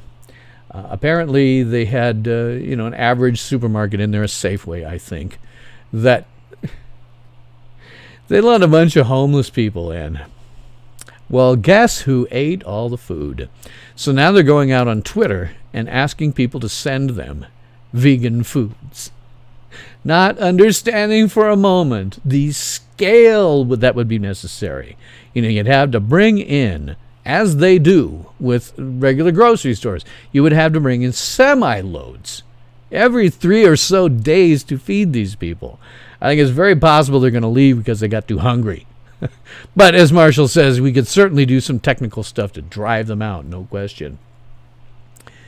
Jeanette says, drop true statements. Yup. Drop 2 says, Ordo ab KO crisis pandemic. Plandemic. I don't know that necessarily that was planned. I think that there was an actual issue with something that Chinese created, and the Chinese were being opportunists as well, because you may not know this, but the Chinese, when they were trying to get a handle on it in Wuhan province, they shut down all travel except for international travel, which says to me they were trying to export this thing on purpose. They knew they had a way to do it, and they exported it. I think China has quite a lot to answer for in this. But then it was taken. It was completely taken over by all levels of government. Everything that they've done is flatly unconstitutional by any sane reading of that document. But no one has been taught in schools. They don't know what the Constitution says. So they don't know that they have these rights that are protected under the Constitution. They have no idea. And so when their local despot, who happens to be the mayor or the governor, says that you have to go home, unless of course you're doing some protesting, in which case screw all the social distancing, no longer matters. But aside from that, when you get these people who are being dictatorial, even dictatorial over their own local fiefdom, right here in Lincoln, Nebraska, the mayor has become dictatorial over her little fiefdom of 340,000 people. Well, less, because 340,000 takes into account our suburbs. Well, she's gotten all dictatorial. She doesn't want to give up that power. Again, inside of every politician, there is an emperor of the galaxy screaming, "Unlimited power!" Every single one of them. They are power-mad, sociopathic narcissists by the textbook definition. Look up antisocial personality disorder on, maybe I'll drop a link to it in my description when I'm done. On Wikipedia, look up narcissistic personality disorder on Wikipedia, and you will find that enough symptoms are present, obviously present, that these two diagnoses could be made. Now, I'm not a psychologist, and you can't diagnose someone with anything until you have actually met with them and seen them in therapy. But when you look at it, you go, wow, that sure seems about like antisocial personality disorder. That sure seems like narcissistic personality disorder. And then they get there, and they're just lusting for power. So when we gave them this power, what a shock that they didn't give it back. And they won't be giving it back. They will use this over and over as time goes on. But you have the chaos with rioting and control martial law. I really don't think we'll see martial law. I'm not sure what we'll see. I mean, you might have martial law in some specific regions, but I don't see martial law as being like nationwide. The United States is a gigantic piece of real estate. When you get into our cities, even the biggest ones, I like to point out that there are ranchers and farmers in Nebraska who have larger spreads than the entire New York or Los Angeles metro areas. I mean, that's just how huge this country is, that farmers and ranchers in Nebraska can have that much land under their control. So, again, I'm not the center of the universe, and I know it. But I don't think you do it nationwide. The scale is just so high. You might have to do it, if these guys don't starve themselves out sometime soon, you might have to declare martial law in Seattle and then go in with the heavy artillery and clear them out. I don't know. Marshall's notion of doing things technically that he and I know about, not a bad idea. I suspect, however, we're just going to see them start to get hungry and leave. Nevertheless, allowing them to do it in the first place and really allowing it to happen at all in Minneapolis, that should have been crushed, utterly crushed. Because I think it led to everybody else going, oh, okay, we can get away with that. And it just grew from there. Marshall says, nice practical idea. You like that? Yes. Drop 2 says, Marshall, if you deactivate the smartphones, you can deactivate their brains. Yeah, anymore. One thing that I talk about from time to time, social media is literally, not figuratively, I never use the word literal, except to mean what it is. Literal. Social media is literally addictive. And the way it works, I've read it in a psychological journal. The way that it works is it works on your dopamine. Now, dopamine is a chemical in your brain that controls a number of things, but one of them it deals with is what's called reward-based behavior. So you're on social media, you post something, you get likes, you get hearts, you get whatever. Well, then the dopamine's released and you feel good. And then the next time you are driven to do the same thing. Post something, get likes and hearts. The more of those you get, the better you feel. And so you become addicted to this dopamine rush. And it is that is the most insidious. This is the most insidious part. It is absolutely a part of the business model of people like Facebook, Twitter, even YouTube to some extent.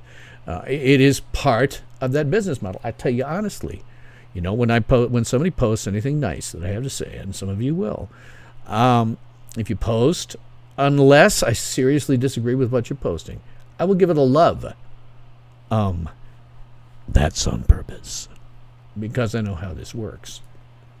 Yes, that does mean to some extent I am exploiting the system to attempt to addict you to me. The difference is that I'm totally upfront about it. I will tell you. But that it is insidious, and it is to some extent really addictive. And if you deprive them of cell phones, the ability to see their social media, they will go through a literal withdrawal. Now, I've done this myself. I was off of Facebook for quite some time, for several months. And at the beginning, there was a minor withdrawal. For me, it was minor. I don't know how anybody else would feel about it. But there was a minor withdrawal for me. I only went back to Facebook and social media because the reality is that I cannot grow this channel without marketing on social media. I have to. I have no choice. I don't like it, but I think for the most part, I'm avoiding the addictive nature of it because I treat it totally, very clinically as marketing. I put my stuff out there. I put my clickbait thumbnails with some kind of useful, description and title, and then I market the hell out of them.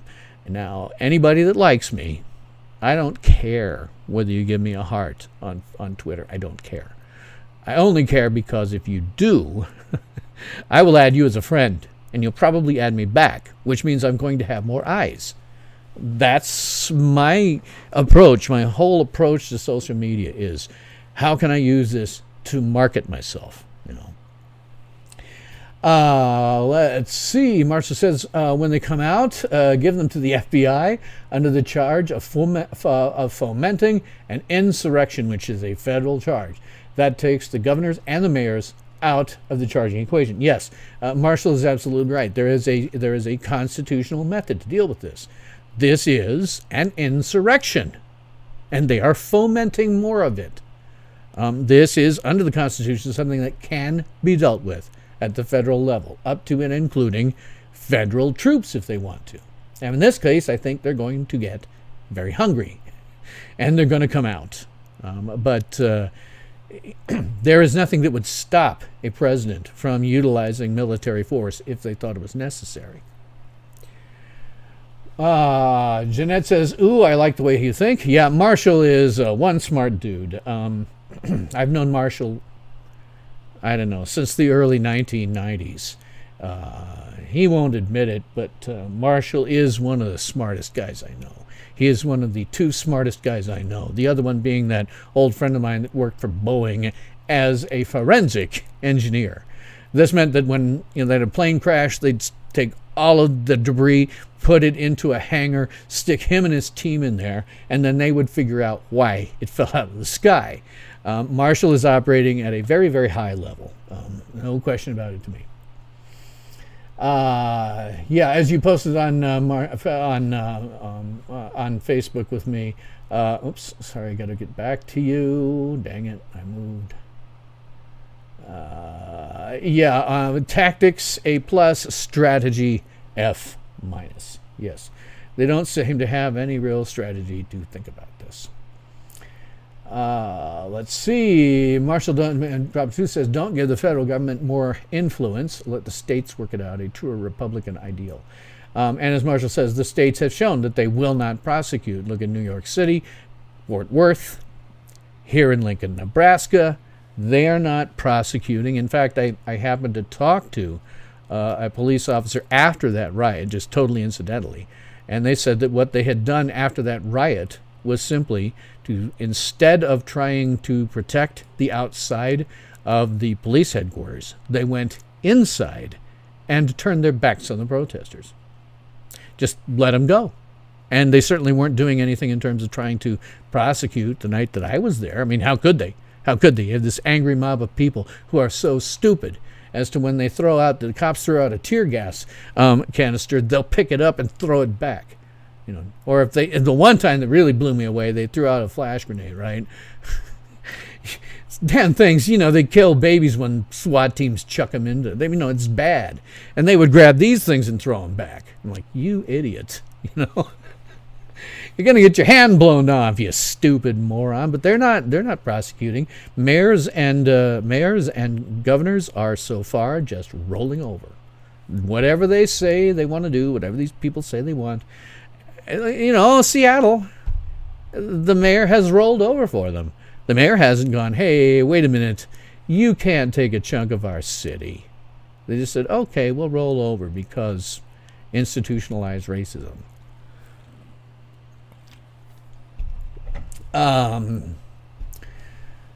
Jeanette says, I think Seattle has already proven they won't punish. Absolutely. Marshall says, and another thing, if you think about it, these politicians who are letting the protesters riot without respect to the lockdowns, you could say that they are being racist and trying to kill black people. Conceivably, yes. Drop of Truth says, since these protests have happened, the old chestnut of you don't have to pay taxes has arisen again. This is under common law Magna Carta, sadly. The whole issue of taxation is a whole other thing. In the United States, whether people understand it or not, in the U.S., 50% of your income goes to a tax. 50%. There's the income tax, and then there's all kinds of other taxes that come along. Taxes on food, taxes on any property you might own, taxes on anything that you might buy at all. When you shake it all out, it's about 50% of your income. And it doesn't matter how much money you have. You can be rich as hell, and it's still going to be 50% of your income. Now, with rich people, of course, they're buying a lot more stuff because they have the money to buy a lot more stuff. So they're paying a lot more taxes. But when it shakes out, it's still about 50% of what you earn. And at the time of the American Revolution, I don't remember off the top of my head what the figure is, but the taxation rate was way less than that. They went to a revolution because the taxes were way under 50%. Let's see, Marshall says, the first duty of a government is to secure our rights or even just protect the citizens. If you can't make you can make a good case that they have not earned their taxes. Yeah. Well, if it's up to me, I've said it before, if it's up to me, I'd take every last one of those people in Congress. Every single last one of them. And if they were in session, I would not allow them to have any local apartments. I would not allow them to sleep in their offices, which some of them do. I would bust them down. I don't remember, but there's a nearby military base. I would just bust them down in military buses, bust them back and forth from Congress to a barracks. Put them all in barrackses and let them live there when they're in Washington. And I think you need to have stronger laws about what they call campaign contributions, because in reality, those are bribes and in any other name. I think you need to do away with that. I think you could deal with it very easily. Actually, it's an idea that my father came up with many years ago. Don't allow contributions to a candidate that come from outside their own state. So if you're electing someone, a congressperson from Nebraska, they can only get contributions from inside their states. And that's something that could be worked on at the state level. I don't think you could justify that necessarily on the federal level, but on the state level, they could make a law that says you cannot accept any contributions except from in this state. And there's only one or two people in this state who are millionaires enough that they would have any significant impact. And at least one of them at one time was the head of a a national chain of pizza places. It's gone now, but he made tons of money, still has a ton of money. What's he going to spend that on? Campaign contributions always come with it the notion that you're going to get something out of it. You pay X amount of dollars, and it's high enough, then you're going to get this law over here that's going to benefit you and put your competition out of business. That's what Google does. Google would not be as big as it is had it not been for these laws that allowed them to, here is a crap ton of cash, drive any of our competition out of business. So if you just do it and say no, only from, or even for a congressperson, you could say, okay, only from your own district. You can't, it's not the whole state, just your district you can get campaign contributions for. I think that would clean it up a lot. But right now, they're just getting bribes. They call them campaign contributions, but they're really just bribes. And I don't think those guys earn their money at all. I also wouldn't allow them to do anything except work in Congress. I wouldn't allow them to have speaking engagements. I wouldn't allow them to take money any other way than their actual salary in Congress. These people should never be turning into multimillionaires in Congress. Drop of Truth says all courts today have flags with fringes. That means maritime commercial law, so go on and try it. You'll be imprisoned immediately. Can't take away the financial milk on which the government sucks. Wasn't really aware of any of that. Where's the contract then? That's a question. Under commercial law, you have to enter into a contract in order to be considered in violation of this law. This would obviate any convictions.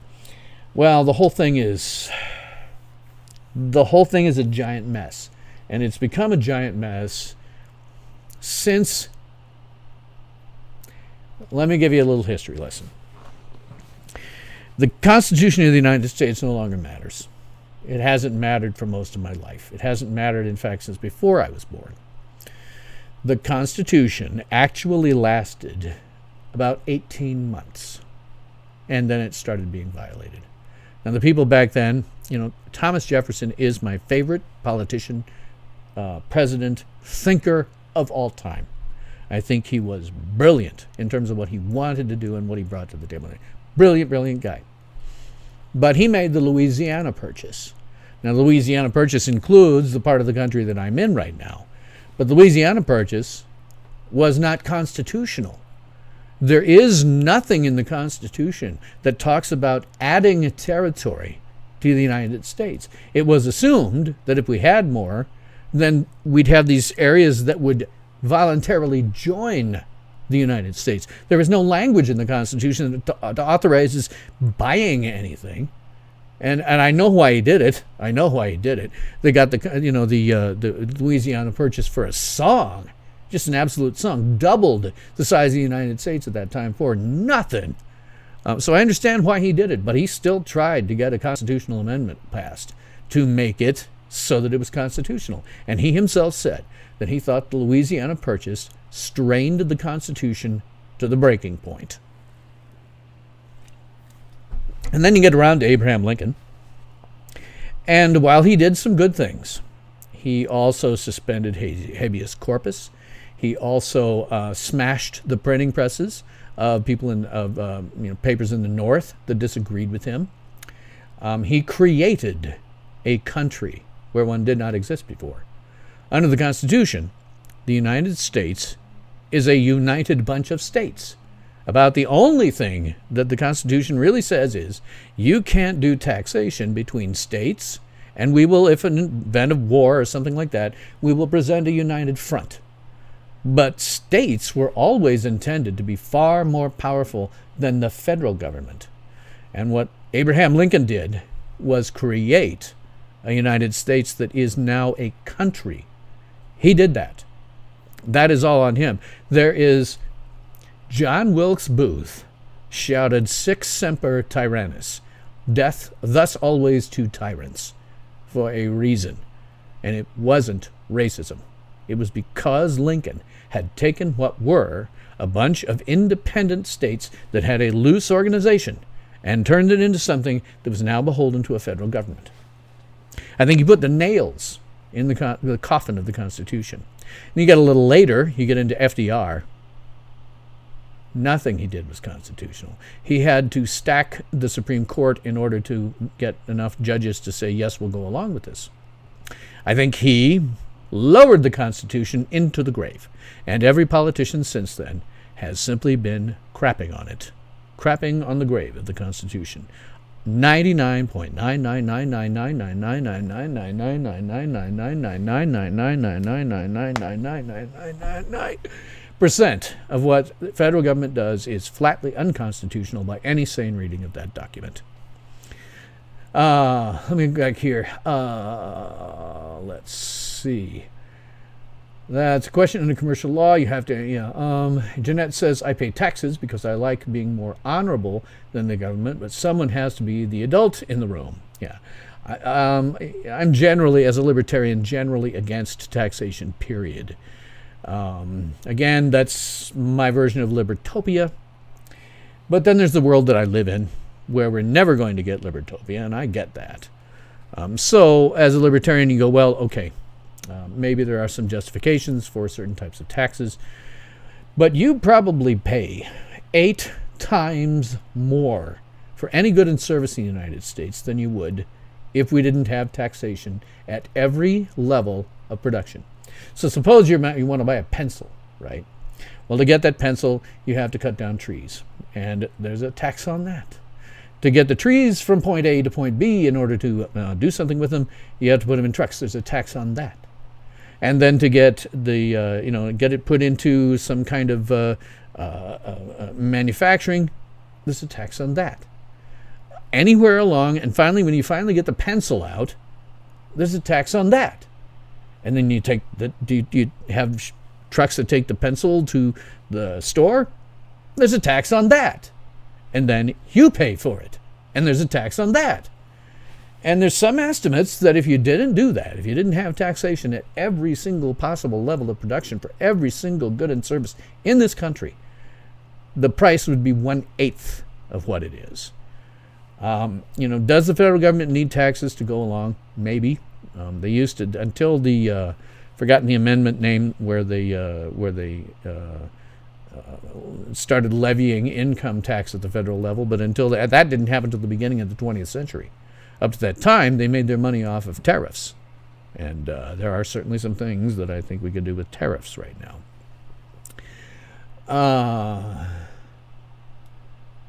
If you equate honor with paying extortion, question your definition of honor. I put it in terms of, you're paying 8 times as much for everything as you would if you weren't taxed at every single level of production.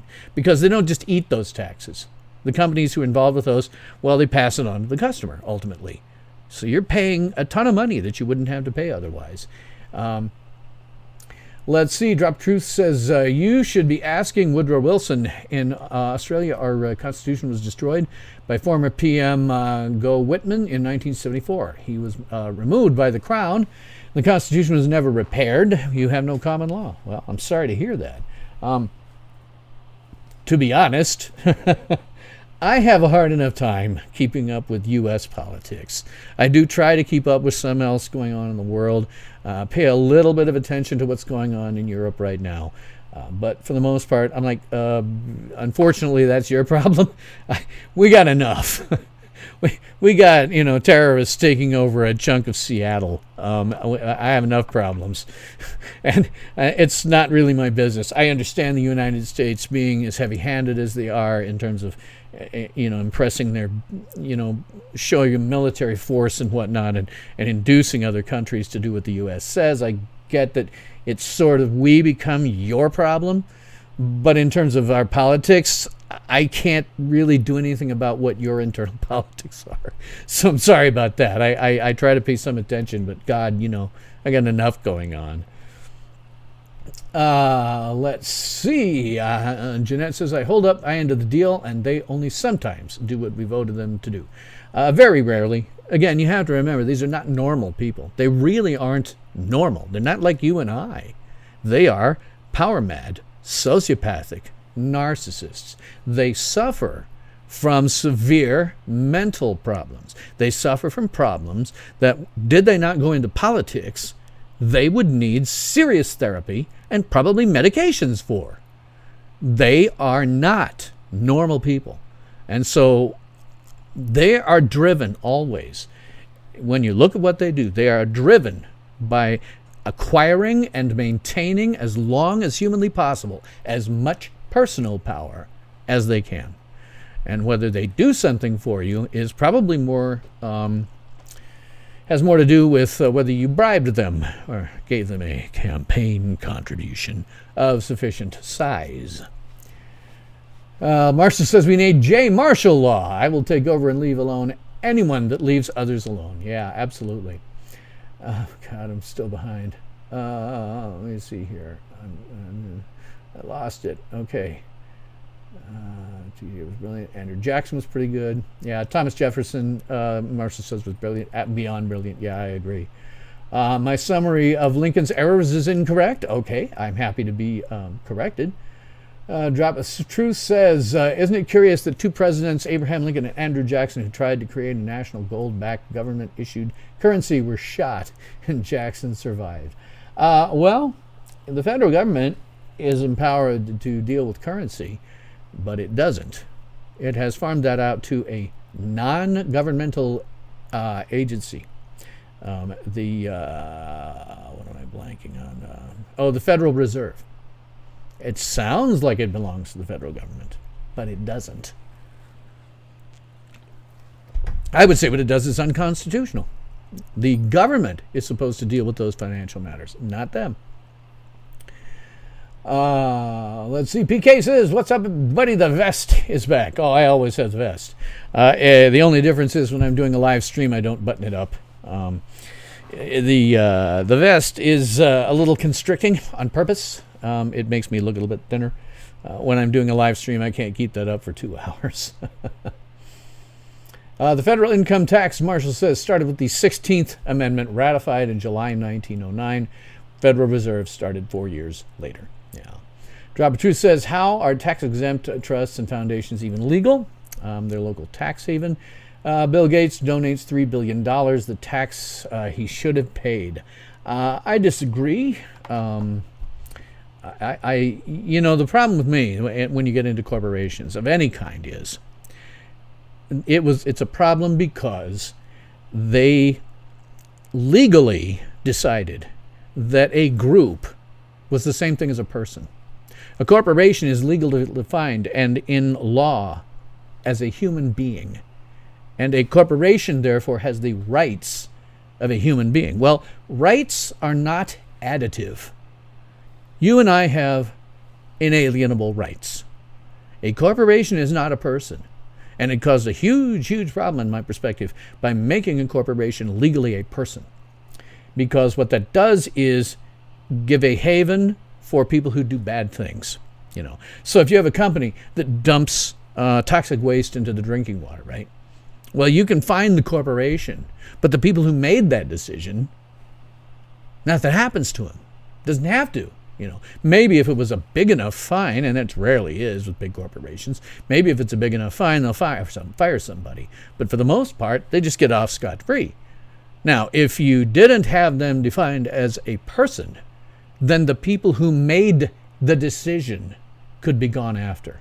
You could sue them into the ground. Sue them so they have no money whatsoever. And then good example for the next guy who tries to put, you could sue everybody involved. And it'd be a great example for the next guy that tries to dump toxic waste. They'll know that they're going to lose everything.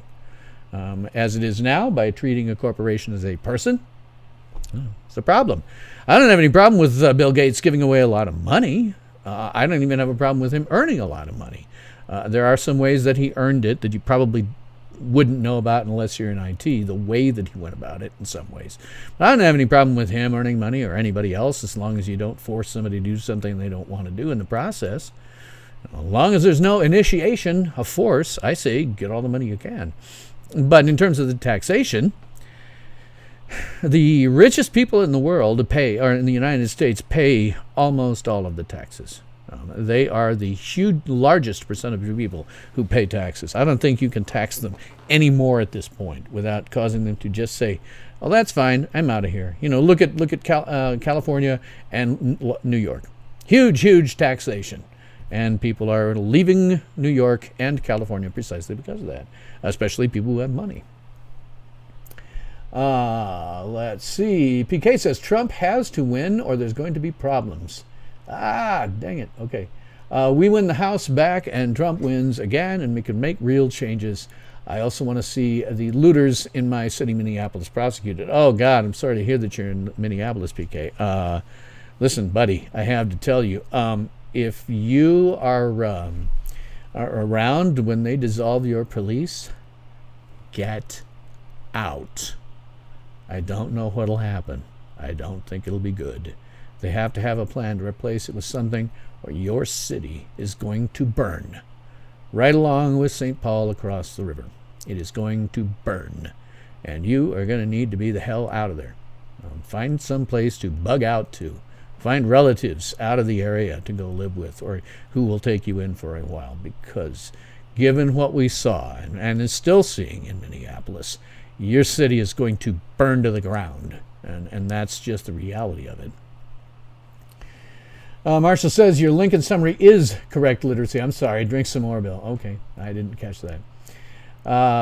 Let's see. We dropped Truth PK too late. Can anyone hold back an avalanche? Again, my opinion, if they had crushed this when it started in Minneapolis, it would not have spread. What happened is they realized that they can get away with it. And if you had crushed it right from the beginning, I don't think it would have happened anywhere else. And it wouldn't be happening in Minneapolis now. A comment about Trump, he can't repair the economy in free fall. Well, yeah, we have destroyed our own economy willingly. I suggest to anyone living at this time period, keep a journal. Just, what you see going around you from your perspective. Because I lived in Sioux City actually North Sioux City, South Dakota. It's part of the Sioux City metro area divided up by 3 rivers. Which is about 100,000 people. And because it was right along where the Lewis and Clark expedition had gone, I learned some history about that. So where was I with that? I pulled back an avalanche. Let's see. I lost that. I remember. But they encouraged everybody who was even remotely literate on that expedition to keep a journal.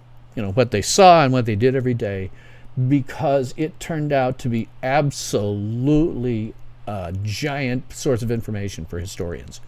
Historians can look at that, and not only will they see what Lewis said, not only will they see what Clark said, they'll see what everybody said. And it turns out to be incredibly useful historically. I think we're heading into a period that could very well be a war. And you need to keep a journal of what you are seeing personally, what you personally think, even if it's totally different from what I think, because future historians are going to find that utterly invaluable. But in terms of Trump, he had the presidency and both houses and did not do the reforms. And I think that's because it's so corrupt now that you can't. He talks about draining the swamp, but it is so corrupt now that draining the swamp is impossible. It cannot be done anymore. There are too many power-mad sociopathic narcissists. And so, can he do some things that are positive? Yes. I think he's done some positive things now. People watching me should understand I'm a libertarian. I'm not particularly a Trump supporter. However, I find myself in a position a lot of times having to defend Trump because the press is constantly lying about him. I am like, press, please stop doing this to me. But he's done some good things. There are some policies that I think he's done that have been very good. I mean, since 2008 until he was elected, we had just a terrible economy. We had a whole generation of people who grew up from their childhood into young adulthood who only knew a terrible economy. And that turned around. Now, of course, we're back to levels where the unemployment is getting close to Great Depression levels. It's going down some as we lift the COVID restrictions. But the reality is I go out and I drive around just in where I live, and I can see all the businesses that are never going to open again. They already went underwater, and they'll never open again. And that means that their employees will never go back. And you're just going to see a lot of people on the dole until such time. If it was me, honestly, it was me, and I suggested this. My congressman has these phone town hall meetings. I hate that. I hate that. I hated it when Clinton came up with the notion of a town hall meeting, because it wasn't then and it isn't now. But he'd get people on, he'd get his constituents, and I'm one of the ones he always calls because I usually will interact. And I'm one of the ones he'll call, and he'll have a virtual town hall meeting where he'll talk about this, that, and the other thing. And I said to him what I think should happen. If you want to turn the economy around, give everybody all of the money that they paid in taxes in 2018 rather, and put a complete moratorium on all taxation at the federal level for everything. And that would give the businesses an opportunity to open up with money and pay people with money, and people who had money would then buy things, But when you're taking all this taxes from them, they don't have the opportunity. I would just put a moratorium on it for about 5 years.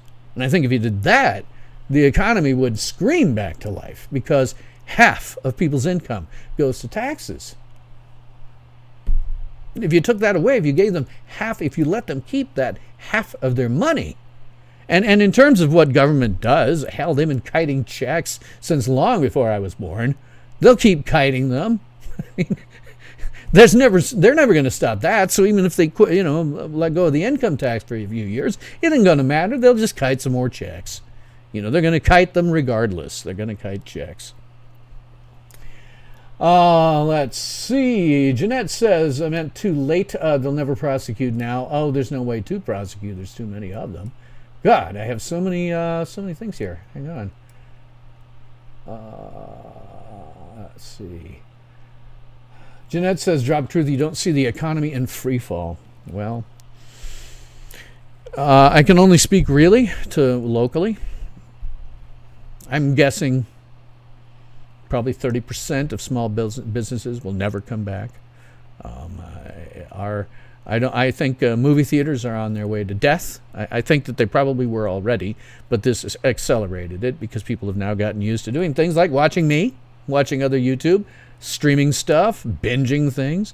So they've all gotten used to doing that, and they're going to go, why should I pay, if you're a man, why should I pay $100 to go out on a date when I could sit down in my own living room and pay nothing? Or pay for dinner and then sit down in my living room and pay for nothing. So I think movie theaters are probably on their way out, but there's certainly a huge percentage of businesses that I can drive around and see in this city that are never going to come back. Let's see. Blizzard 101, I have a problem with Bill Gates trying to force his vaccines on us. Oh, yeah, I have a lot of problems with that. Again, it's initiation of force. My whole thing as a libertarian is you cannot initiate, you cannot start something. You're free to end it. If somebody sticks a gun in your back and says, give me your dough, well, you are free to turn around and shoot the guy. But you don't start nothing. And when he tries to do things that, use government force to require people to take things, that's bad. I think at this stage of the game, for a lot of things, chicken pox, for example, right? That used to be a childhood illness. That's almost eradicated now because of vaccines. I think if you don't vaccinate your children, to some extent, you're just an idiot.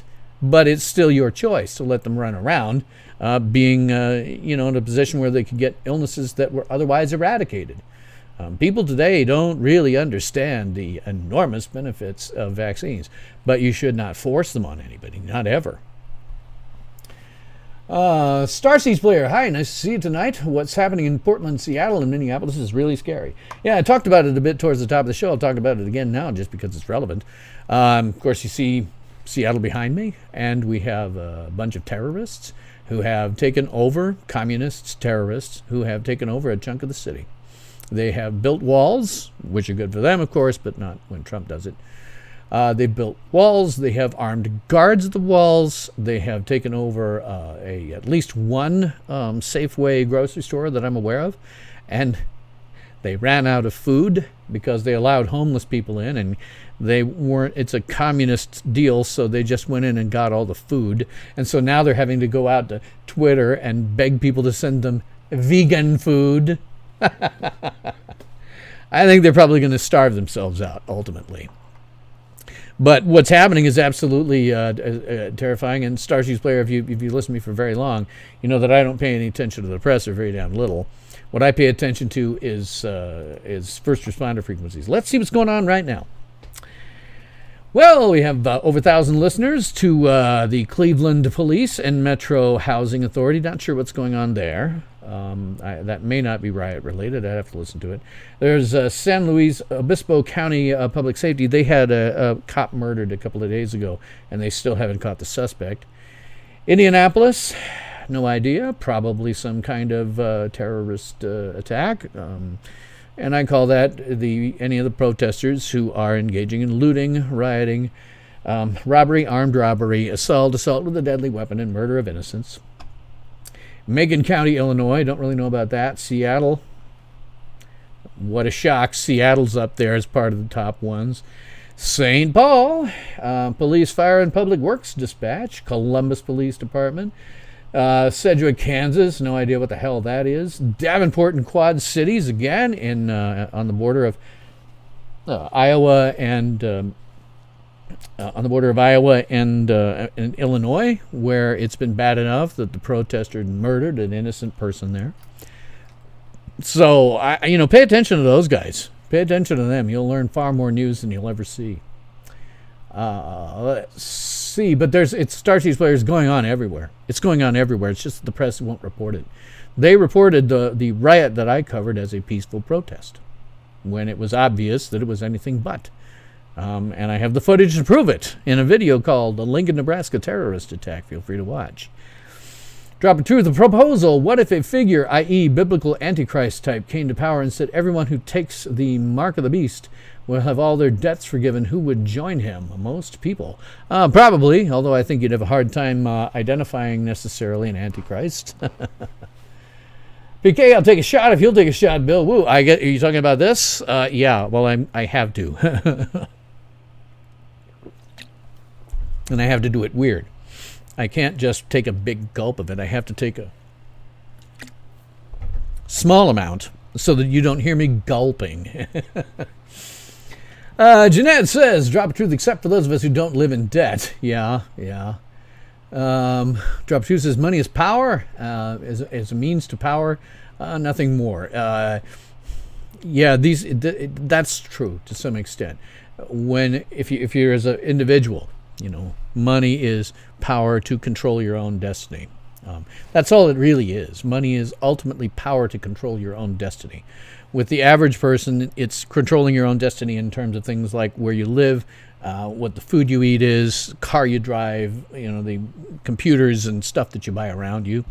But that's still controlling your own destiny via money. When you get up into the level of, super rich people like Donald Trump, I can't even imagine. I can't imagine. You live in a world where anything that you see can be yours. You're driving down the street, you see anything that you like, incredibly expensive or not, and you can buy it. I can't imagine what it would like to live like that. I cannot imagine it. It is literally unimaginable. Marshall says, your journal is public. Yes, good. I think that's a good thing. PK says, you can also buy drinks at the reopening bars with money. Woo! Marshall says, to be fair, Bill, many in the House were actually very anti-Trump, so stuff couldn't get through. Yeah, there were a lot of them, but I've seen this over and over. I've seen this, I'm sure you have too, over and over and over throughout my life. The one party gets control of everything, and they still don't do what they say they're going to do. Doesn't matter if it's the Democrats, doesn't matter if it's the Republicans. The last time that I even thought about voting Republican was when Newt Gingrich in 1996, I think, had what he called the contract with America, which was, you elect us, and we will get crap done. Well, he did get some stuff, a lot of stuff up for a vote in like the House, but he didn't make it. And they had control. They could have done it if they wanted to, but they didn't want to because that would have meant reducing their own power. You have to remember, every single one of these people, every last one, has an emperor of the galaxy inside of them screaming, unlimited power! And that is not an exaggeration. Somewhere in their psyche, they have that going on. They are not normal people. Dropper 2 says, I'm enjoying this new format, Bill. Intellectual discussions on live streams like this is quite rarity. Yeah, I like live streams a lot. I started my show and did it for years with nothing but live streams.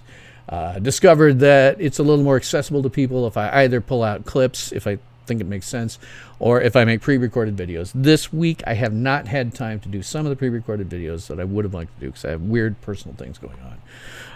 But I haven't had the time. Next week, hopefully next week, all of this stuff will clear up. But I do like doing live streams. I'll be doing this every Thursday at 10 p.m. Eastern, 9 p.m. Central, 8 p.m. Mountain, and 7 p.m. Pacific. There is no set end time. I am now 2.5 hours almost, 2 hours, 20 minutes into it. I'll talk as long as anybody wants to talk. Jeanette says, PK feels sorry for you. Our bars did have delivery. Yeah. The rhinos stopped Trump in 2016 and 2017. Yeah, I think that's true to some extent.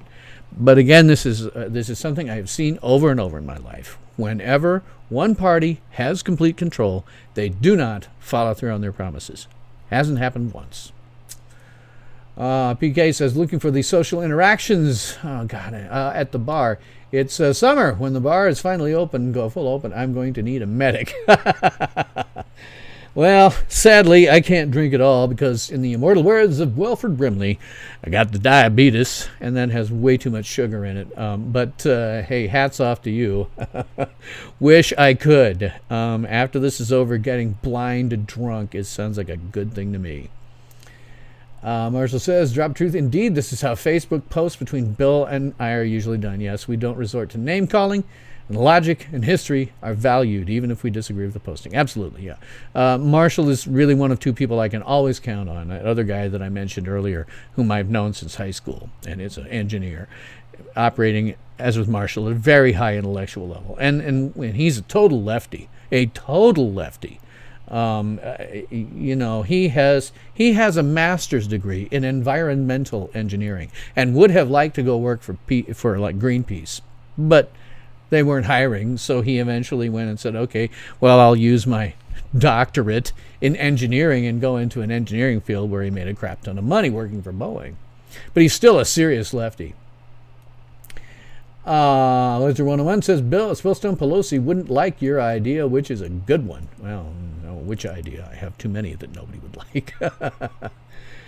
Marshall says, Bill Foreman, new farm is much better. Good call. Thank you very much, Marshall. Thank you. Jeanette says, Bill, in my small town, very little closed. Most went out, most went curbside, even movie theaters. Yeah, they didn't put us in lockdown around here. I'd have to go and look at the stats, but I don't think, we've not gotten out of the teens in the number of deaths. You got 340,000 people. We have, I hate to give it out because I haven't looked lately. It became irrelevant to me at some point. When you've been doing this for months and you only have 10 deaths, I'm sorry, just ain't a big deal. And all of those deaths had pre-existing conditions. Like my mother, right? She's at risk because she has a pre-existing condition. But if she were to get COVID and die, it wouldn't be counted as her pre-existing condition or complications from it. It would be counted as a COVID death. Well, that's inaccurate. What she has is treatable, but is ultimately fatal. And, she's more likely to go by virtue of getting an upper respiratory infection that turns into something like pneumonia. That's how my father went. He had the same condition. And they didn't count that as a pneumonia death. They counted it as a death as a result of the pre-existing condition that he had. So when we got to like 10 cases, and they're like all pre-existing conditions, I'm just like, okay, you got a pre-existing condition like my mother, stay in the house as much as you can. Don't go out because, you're going to be more at risk. And we don't bring people into the house. I live with her for a variety of reasons right at the moment. And don't bring somebody into the house who has a cold even, because we don't want her to get a cold. That could escalate. If I got something, I would be in a motel for as long as it took to get out of it because I don't want to be around my mother and have her get something. So, all of those pre-existing conditions are really what the issue here is. Now, they didn't, lock everybody down. They did suggest that you go out with masks on. I don't, because of two reasons. One, I don't think it's a real big issue here. And the second is masks don't really work when you have a beard. They just don't. Because everything goes down here and out. The masks only cover a chunk of your face like this and not that tightly, no matter what you do. Stuff goes out, so I just don't bother. They do have, places that are open, like most of the places are open, department stores, stuff like that. It's the small things, like haircuts. They just opened that up, and both you and the hairdresser have to have masks on. But they didn't really do anything except shut down a lot of businesses and killed them. They didn't do anything to us personally other than putting a bunch of people on the dole by virtue of having killed these businesses that will never come back. Let's see. Starseeds Player force vaccines and force a digital immunity passport controlled by Microsoft. No fracking way. I'll tell you honestly, if they do something like that, I'm going to be the first guy to get one so that I can compromise it and then make a ton of money turning everyone's else into something that doesn't work. Behind the government's back. I will be the guy who is making those things so they don't work. PK says the people in Portland are screwed. They've been living in mom and dad's basement for so long and haven't had to fend for themselves in so long. They have zero chance to make anything. They will fold. I have a good friend who is in Washington. I hope very much that he is ultimately okay over this. Correction, they've never had to fend for themselves. Yeah. Jeanette says, what is the first responder thing you keep mentioning? First responder, okay. It scrolls past in my lower third, but I think it does anyway. I've forgotten. But it scrolls past my lower third. But if you, there are sites on the internet, as well as an application that you can get for your phone, whether it be Android or otherwise. And it allows you to listen to any first responder frequency anywhere in the United States and throughout much of the world. And by first responder, I just mean, hang on, I got to get out of this. By first responder, all I mean is that it's generally police, fire, stuff like that. Their frequencies are available on the internet. And broadcastify.com is what you can do on the web. You can just go there, and if you go to the top 50, you can see, okay, here's what all the top 50 is. For 2 solid weeks, it was nothing but riots everywhere that you looked. No one did not have riots. And it gives you an opportunity when you're doing that and listening to those frequencies to hear news that you will never, ever hear in the press. You will hear actual news about actual rioting as opposed to the press only showing you the footage of people walking in candlelight and saying the whole thing was totally peaceful. Not to say that there aren't peaceful protests, there are. But the amount of rioting that we're seeing is just astonishing throughout the entire United States. The app on your phone is called Scanner Radio. And it looks like this. Right now, if I turned it on, I would be listening to my local Lincoln Police and Fire and Lancaster County Sheriffs. I better turn it off, otherwise it'll be really annoying for you guys. I'll put the links. I didn't, for some reason, keep the links for Broadcastify and a link for the app on your phone, but I'll put it in there after the stream is over. But it is broadcastify.com. And Scanner Radio. Broadcastify.com is on the internet, and Scanner Radio is an app for your phone. I like scanner radio quite a lot because it gives you the option to put thresholds for listeners. So what happens is, on any given frequency, people listen to this enough that they go, oh, something's happening, like right now in Cleveland, something's going down in Cleveland. And so they'll go, oh, okay, I'll listen to this Cleveland one. And then other people will say, oh, I'll listen to this Cleveland one. I'll listen to the Cleveland one. And eventually it'll rise up very high so you can say, oh, something's definitely going on there. I guess I can tell you the story. Hang on a second. I'll tell you a story about how Scanner Radio and I had a really interesting thing go on. Let's see. Blazer 101, the RFID hand chip is the mark of the beast. Well, as I see, if they forced something like that, I would be sitting there figuring out how to microwave it to death, somehow short it out, and I would be selling my services on the black market to short out yours. Nothing technological that cannot be overcome. PK says, if you were stuck on an island and only had booze to drink to live, what kind would it be? Oh, God, I don't even know. I haven't drunk anything except, a little wine very, very briefly and socially for so long because there's so much sugar in most booze that I can't drink it. I suppose if it was my only means of sustenance, probably some kind of wine. I don't know. I don't even know enough about booze to tell you. I stopped drinking a long time ago, and it just hasn't been an issue for me. Blazer says, Bill, can you run for Congress or Senate? Oh, hell no. Hell no. I'm not a power-mad sociopathic narcissist. I couldn't make it. See, the thing is, the only people who go are power-mad sociopathic narcissists.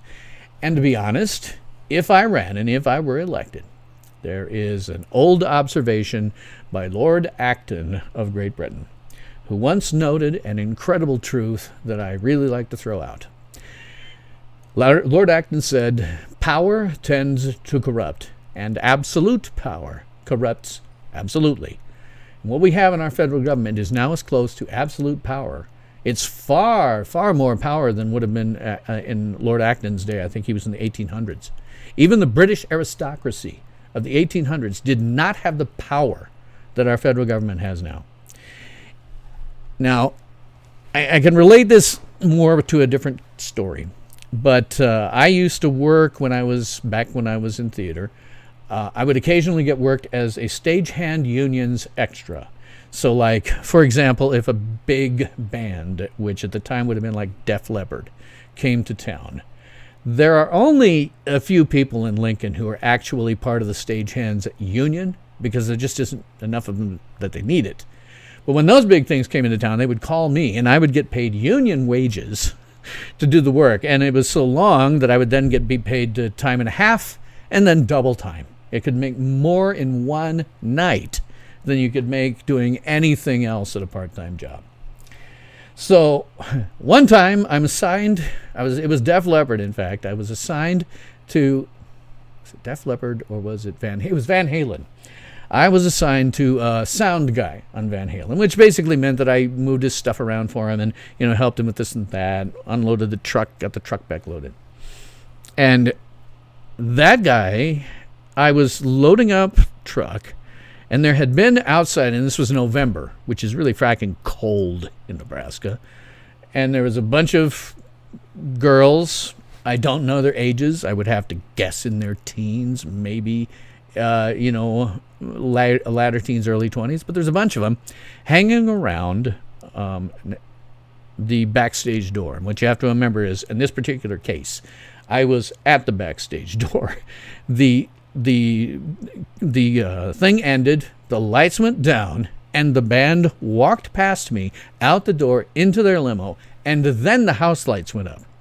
The band was gone before the house lights came up. So these girls who didn't know that just started hanging around that stage door. Guy I was working with, I'll never forget it. He goes over to the girls and says, "So, would you like to meet the band?" And they were like, "Oh, yes, I want to meet the band, Take them into the crew bus. I'm loading up the truck. 10 minutes later, they come stomping out. "I can't believe we gave you a blowjob and the band isn't even here." So, You take me and you put me in a position of power where I can have anything that I want. And in fact, lobbyists and people are throwing things at me. They find out what I want. They throw things at me. They're throwing women at me. They're throwing everything that I might possibly want at me, saying, please, please just take our money and you can have this. I think I'd become corrupt. I think that absolute power corrupts absolutely. And even if I were in power, I think that I would become corrupt. I don't think that I could stop myself if you're, every single day you are being constantly thrown everything that you ever wanted, your heart's desire, at you. I'm not sure that I could stay uncorrupt. I don't know that anybody can. Power tends to corrupt, and ultimate power tends to corrupt absolutely. Marshall says, again, that's not what the Contract of America said. It was what they called for House vote on each of the items, which they did. They never promised a passage. You're right about that, Marshall. But they still had enough votes to do it. But enough of them didn't vote that it never got done. Starseeds Player, the first priority Newt Gingrich had to cut federal spending was to try and eliminate the public broadcasting service. I think that's absolutely good now. They serve no purpose in an era with 500 freaking channels, some of which are purely educational. There's nothing on PBS that you can't find on A&E and a million other programs and networks. We're going to go into Crisis Live mode again, boss? I hope not. I'm slightly right of Genghis Khan, Marshall says. Drop Truth says lockdown house arrest is practically ended here in New South Wales. Glad to hear that. Up to 20 in gatherings, up to 50 per area. Clubs might be some problems in these smoking areas.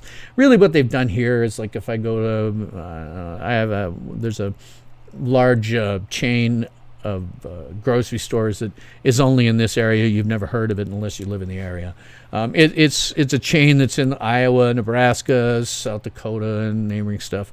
But it's a chain. They also have a pharmacy.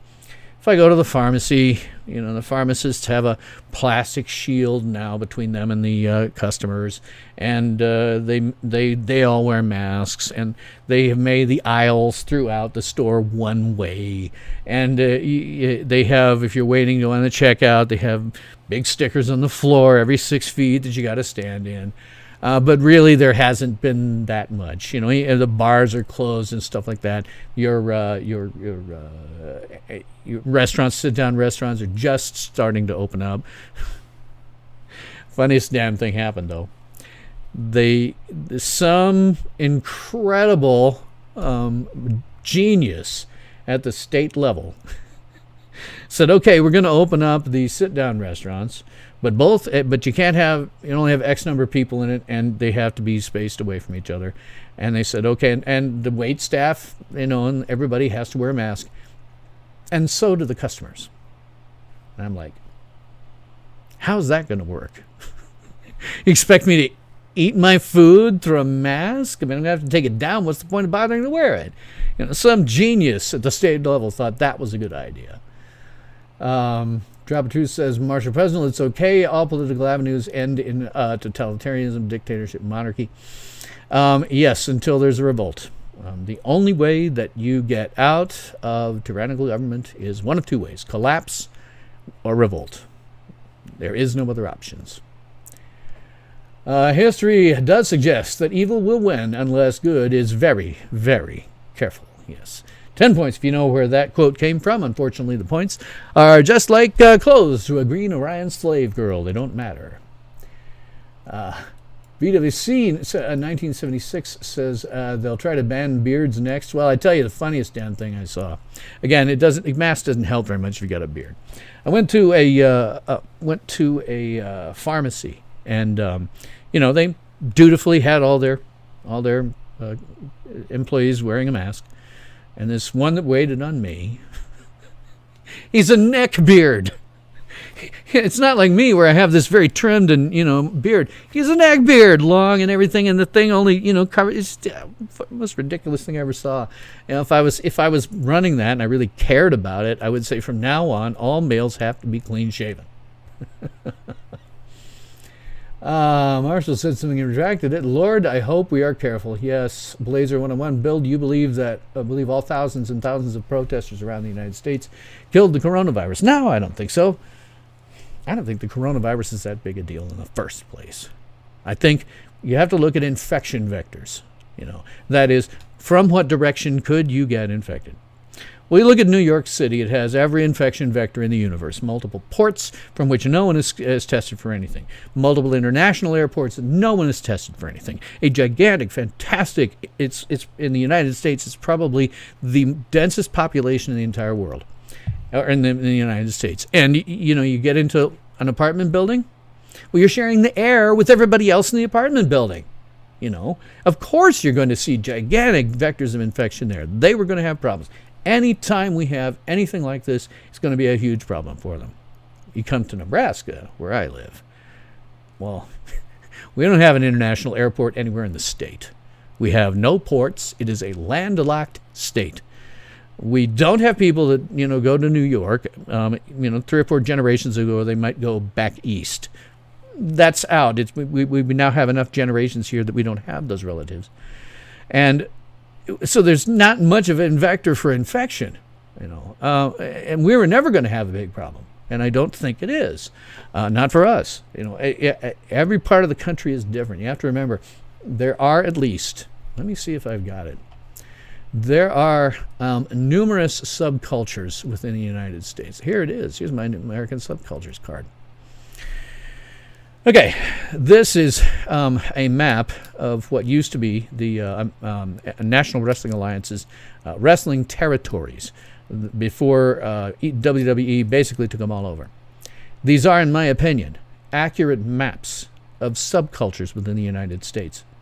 These subcultures have slightly different beliefs. They are operating with different things in terms of their economics, because they're based around, what natural resources are there that would be exploited.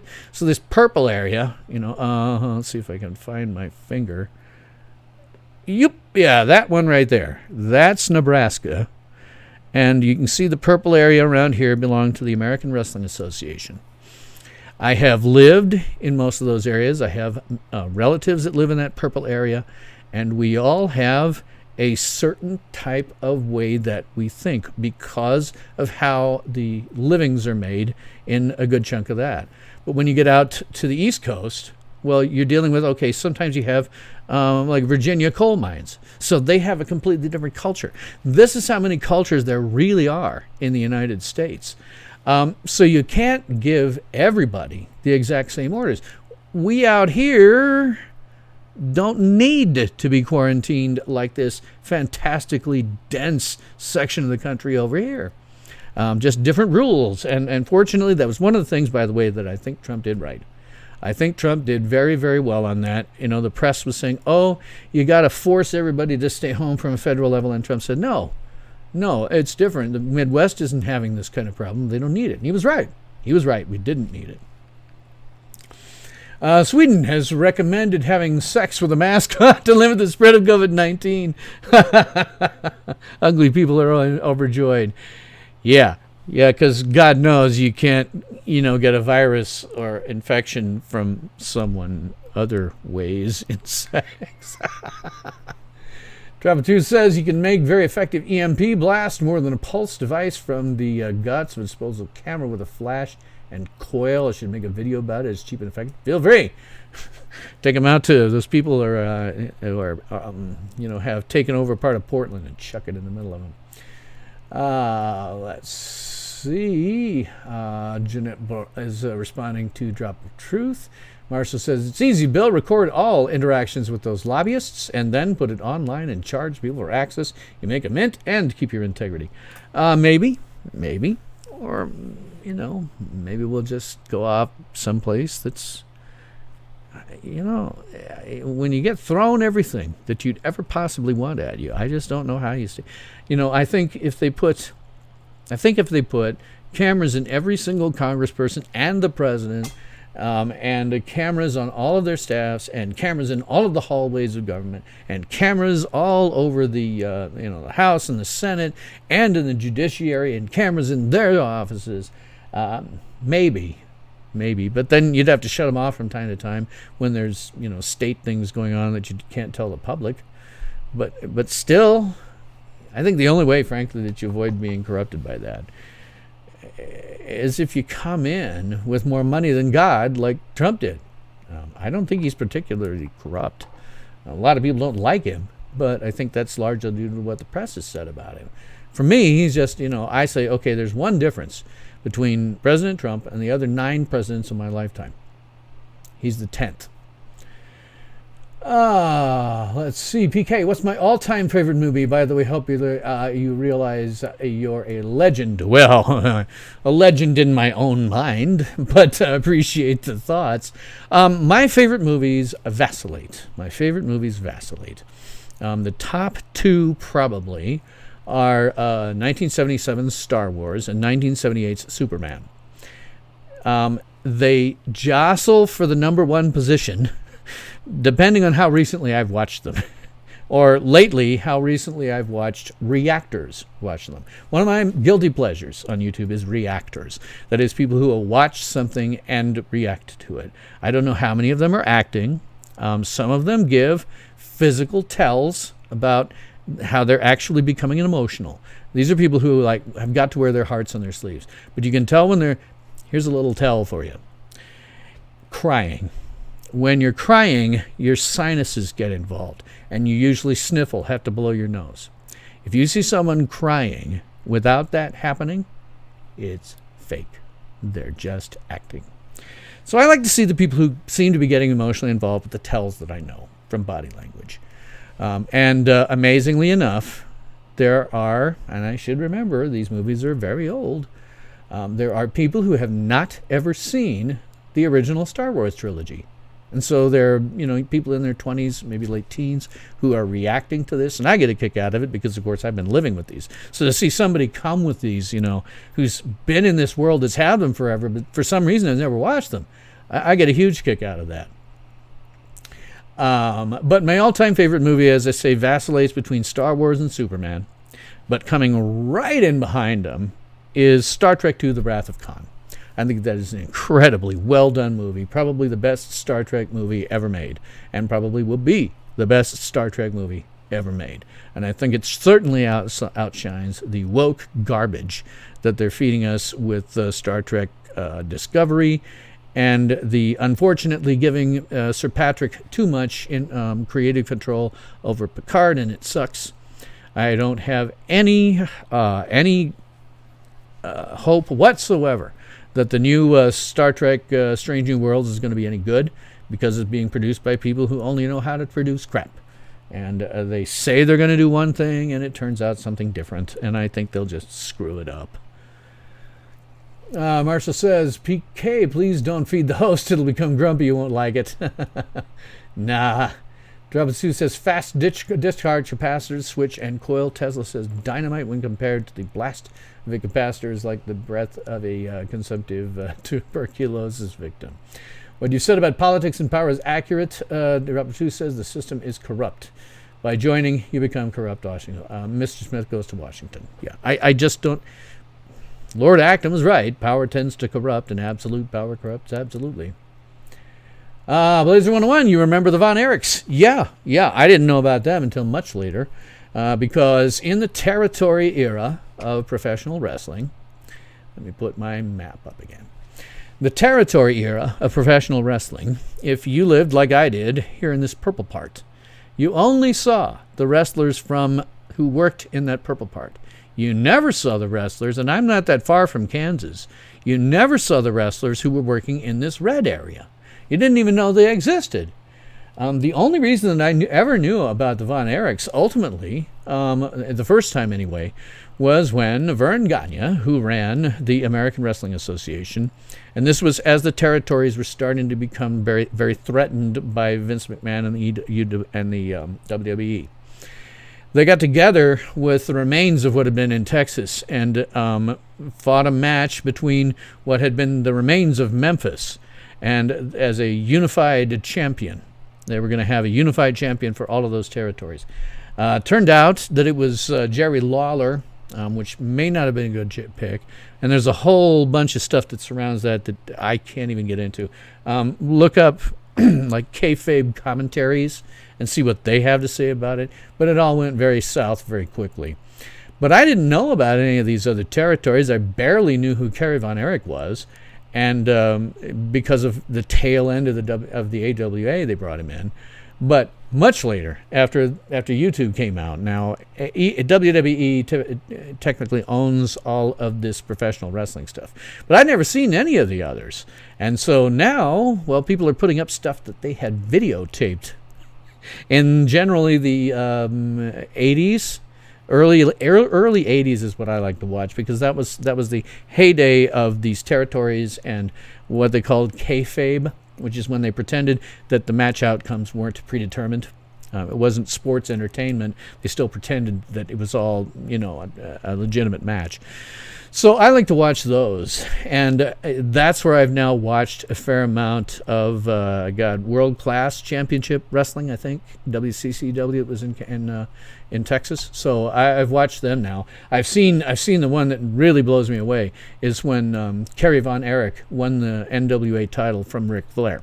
Now, he didn't win it for very long. Rick got the belt for him and then picked it up later in a not so publicized match. But man, when Kerry Von Erich won that championship, the crowd went insane. It was really, really fascinating to watch. Drop it to this is like joining the mafia, guilt by association. Marshall says politicians should wear broadcasting body cams. There I go. Yeah. Except I think they'd probably figure out some way to work around it. It's the people and their personalities to some extent too. Drop it to says PK. It's a balance with Superman 1, Star Wars 1, and I wax lyrical over both of them. Yeah, absolutely, I do. I have a lengthy 3-hour review that I did of Superman and another one of Star Wars. If you want to really see what I have to say in detail, go watch those. Drop It Truth says, PK, go watch Bill's 40th anniversary show on Superman 1. Thank you for the thing there, for the kind words. Starships player, yeah, Wrath of Khan still holds up today. It's just a good movie. It is a well put together movie. I don't know that necessarily it'll go down in history as one of the classics on par with Gone with the Wind, which is now becoming unavailable because of political correctness and this notion of institutionalized racism. So if you want to get a copy of it, I think you probably need to try using BitTorrent. Excuse me. BitTorrent. Try that and see. I'm sure you can find it. Drop of Truth says, Christopher Reeve was the epitome of the Gold and Silver Age comics Superman hero in real life too. I talk about what an amazing guy that Chris Reeve was. Just an amazing guy. When you look at his IMDb, more than half of the work that he did was after he was paralyzed. That's amazing. That's a hero. That's someone, and he was never down about it. He was never down about it. I get misty every time I even talk about him. He was never down about it. Until he died, he held out the hope that one day he would walk again. It's a great, amazing guy. Let's see. Drop of Truth says his acting skills, particularly when he was going to tell Lois he was Superman, was amazingly astounding just with posture. Yeah, I mentioned that in my review. It's something that I always try to do when I'm sitting here, but I don't always successfully do. Chris Reeve was doing something that I know as an actor because I used it, called Alexandering Up. It's called the Alexander Technique. You can see it. You can find videos on it on YouTube. It is a technique where instead of thinking about standing up straight, you imagine that you have a string coming out of your head, and your head moves up, and your body follows. I actually found that a more useful technique when I was acting than method acting, which probably explains why I never did that well as an actor. I tried to do it here, but Chris Reeve was doing something there. He comes into the scene as Clark, and he's down like this. And he talks to her for a little bit, and she goes off into get a coat or something, and he's got his glasses. He takes them off and looks at him, realizes, I'm just telling her this giant lie. I can't do that. And then he Alexandered up. He didn't do anything. It wasn't posture related. He let his head move up, and his body followed. It was amazing, just amazing. Let's see. Jeanette says he caught up to us. Marshall says, quick, one more chat. If he catches up, Continuum will collapse. Yes, I'm almost there. Gone with the Wind is now a bestseller on Amazon since they had it removed from streaming. Yes, it is. Backfire. Yeah. Well, guess what? I own a copy of Song of the South. BitTorrent. Excuse me. BitTorrent. Excuse me. It was released in the UK. I own a copy of a DVD copy of it. You will never find that anywhere. That's one Disney will never release. Blazer says, surprised I don't have old Battlestar Galactica or V, The Final Battle as my top picks. Not really. It's just that I'm a Star Trek guy from way back. I don't, a classic Battlestar Galactica I liked. I thought it was a little dumb. The remake, and I can't call it reboot or reimagining, it's just a friggin' remake. The remake in the early 2000s I thought did some really interesting things. The notion, the original Battlestar Galactica sort of touched on religion a little bit. The remake in the early 2000s actually had angels in it. That sort of thing is very interesting to watch. But I tend to have more of a optimistic outlook on things. And when you get into modern science fiction, or more modern, after the turn of the century, it starts to go downhill in terms of being just, you can't find anything that's not dystopic. Even Star Trek has become dystopic. The only thing it's not really is the Orville. And I have. It is the only subscription that I have is to Hulu. And the only reason is to support the Orville. Now, they have some other stuff on there I like, but there are things that I get, from completely different sources. Stargirl, for example, the uncut ones that come out, I don't pay for those. You want me to pay for them, just put some advertising in them, for God's sake. Jeanette says, when they suggested everyone should stay home, my store went from 150 transactions to over 500. Backfire's right, yeah. My favorite horror film, your Hammer House of Horror film, yourself, Drop Proof. Favorite horror film. That's a tough one to nail down because I've watched so many of them for about 100 years. It's actually more than 100 years now that I've watched them. I have a very soft spot in my heart for Bela Lugosi's Dracula. Also, some of the early Universal ones. Hammer is really good, too. They have a totally different take for both rights reasons and, creative reasons. They have a very different take on some of these characters. I like the Dracula. I like the first Frankenstein movie they did. After that, it sort of went downhill. And by the time you got to the last one they did, it was really downhill. I can tell you for sure, the worst horror movie that I ever saw. Not a so bad it's good movie, because those are fine. Plan 9 from Outer Space. Terrible movie, but it is, and it's kind of funny if you can laugh at it. The worst movie I ever saw, and I reviewed when I was doing reviews. And I apologized to my audience because some of them had watched it prior to my doing review. Frankenstein, 1970. It was shot in 1958. And it is terrible. It is the worst movie I have ever watched. Do not watch Frankenstein 1970. It is awful. It is truly awful. Let's see. I'm a heretic. Yes, proscribed material. Disney's trying to buy the movie. Yeah. Love Space in 1999. Well, someone decided the Alpha Moon Base had openable windows on a moon base in a vacuum. Yeah. It's not like their scientific accuracy was always up there. They did a good job. The guys who did the models and stuff on that, they went on to do Star Wars. The scripts, on the other hand, the scripts were terrible. In terms of scientific accuracy, come on, man. To begin with, you can't blow the moon out of orbit with any nuclear explosives. Moon is too large. You couldn't do that. if you succeeded in giving enough force to the moon, which I assume would have to be like a gigantic asteroid half the size of the moon, if you actually succeeded in giving it the force necessary to be blown out of orbit, it wouldn't be blown out of orbit. It would blow into a million pieces and rain down on the on the world, and all of our tides would be screwed up like you wouldn't believe, and the death and mayhem would just be horrifying all the way around. But I did like Space 1999 for like the effects and the stuff they were doing with spacesuits and things like that, and the moon buggies. I thought that was great. It's just you got into the scripts and you just go, yeah. But you have to give it to Martin Landau. There's a good actor. One of the movies I do like is Ed Wood, the movie Ed Wood.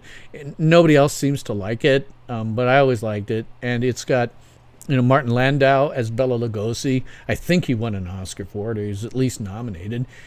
He's awesome in that, and you got to give it to him. The man is a good actor, and I always partly judge an actor based on how they can make crappy dialogue somehow work.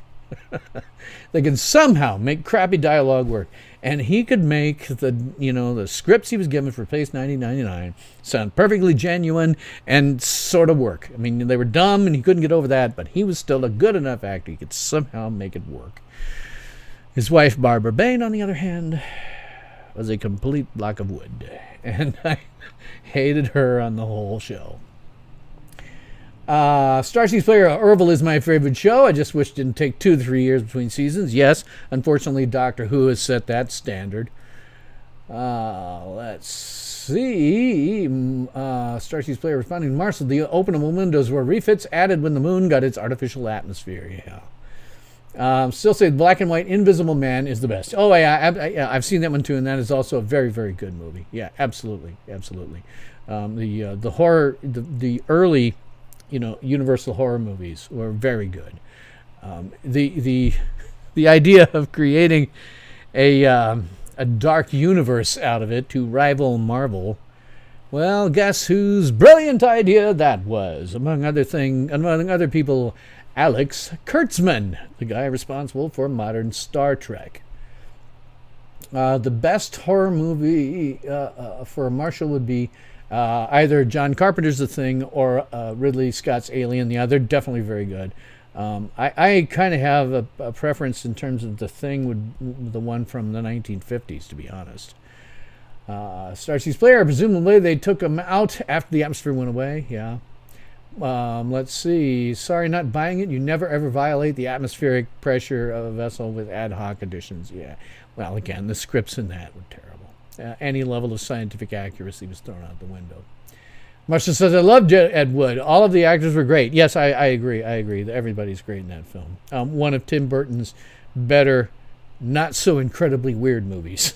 Tim Burton likes to make weird movies, and this one is a little bit more. It takes some liberties with actual historical accuracy, but it's accurate enough. It's as good as they ever get. And yeah, the performances are there and great. Let's see if I can go down a little bit. Landau won the Oscar for Tucker and a Man in His Dream. Okay, I wasn't sure. I like Tucker as well, Marshall. Much underrated film. Yeah, absolutely. I'll tell you what, I've now been at this for 3 hours. I'm going to throw you something that, I'm catching up. I'm going to throw you something where I'm not going to be paying attention to chat. It came up, which is better, Blade or Underworld? I don't think I've seen Underworld. You're often to a place there, too, where if it gets too dystopic and things, I'm not really that into it. My outlook on life is a lot more positive. And there's so much dystopia out there in science fiction, it's hard to find one that's not. Jeanette says, don't watch movies much.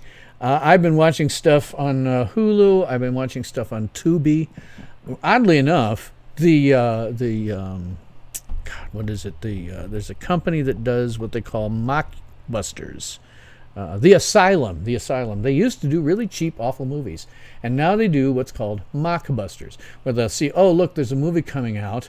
Let's take that movie and maybe change the title a little bit and change the plot. But we'll make the art on the DVD or whatever on the streaming service look exactly like something else. Or they'll take something that's relatively in the public domain, like War of the Worlds. Their War of the Worlds isn't bad. The ones they're coming up with now aren't actually bad. Watch some of the later Asylum movies. They're good. Fell down a job. He's talking solo again. For a love of all mankind, Bill, you have an opinion. Well, more than anybody would ever know. My favorite form of expression is the monologue. Yeah, well, I'm on YouTube. Well, let me just throw something out here, because somebody had mentioned, in terms of how I've forgotten where it was, but early on somebody was talking about something that hits close to something where I talk about etiquette.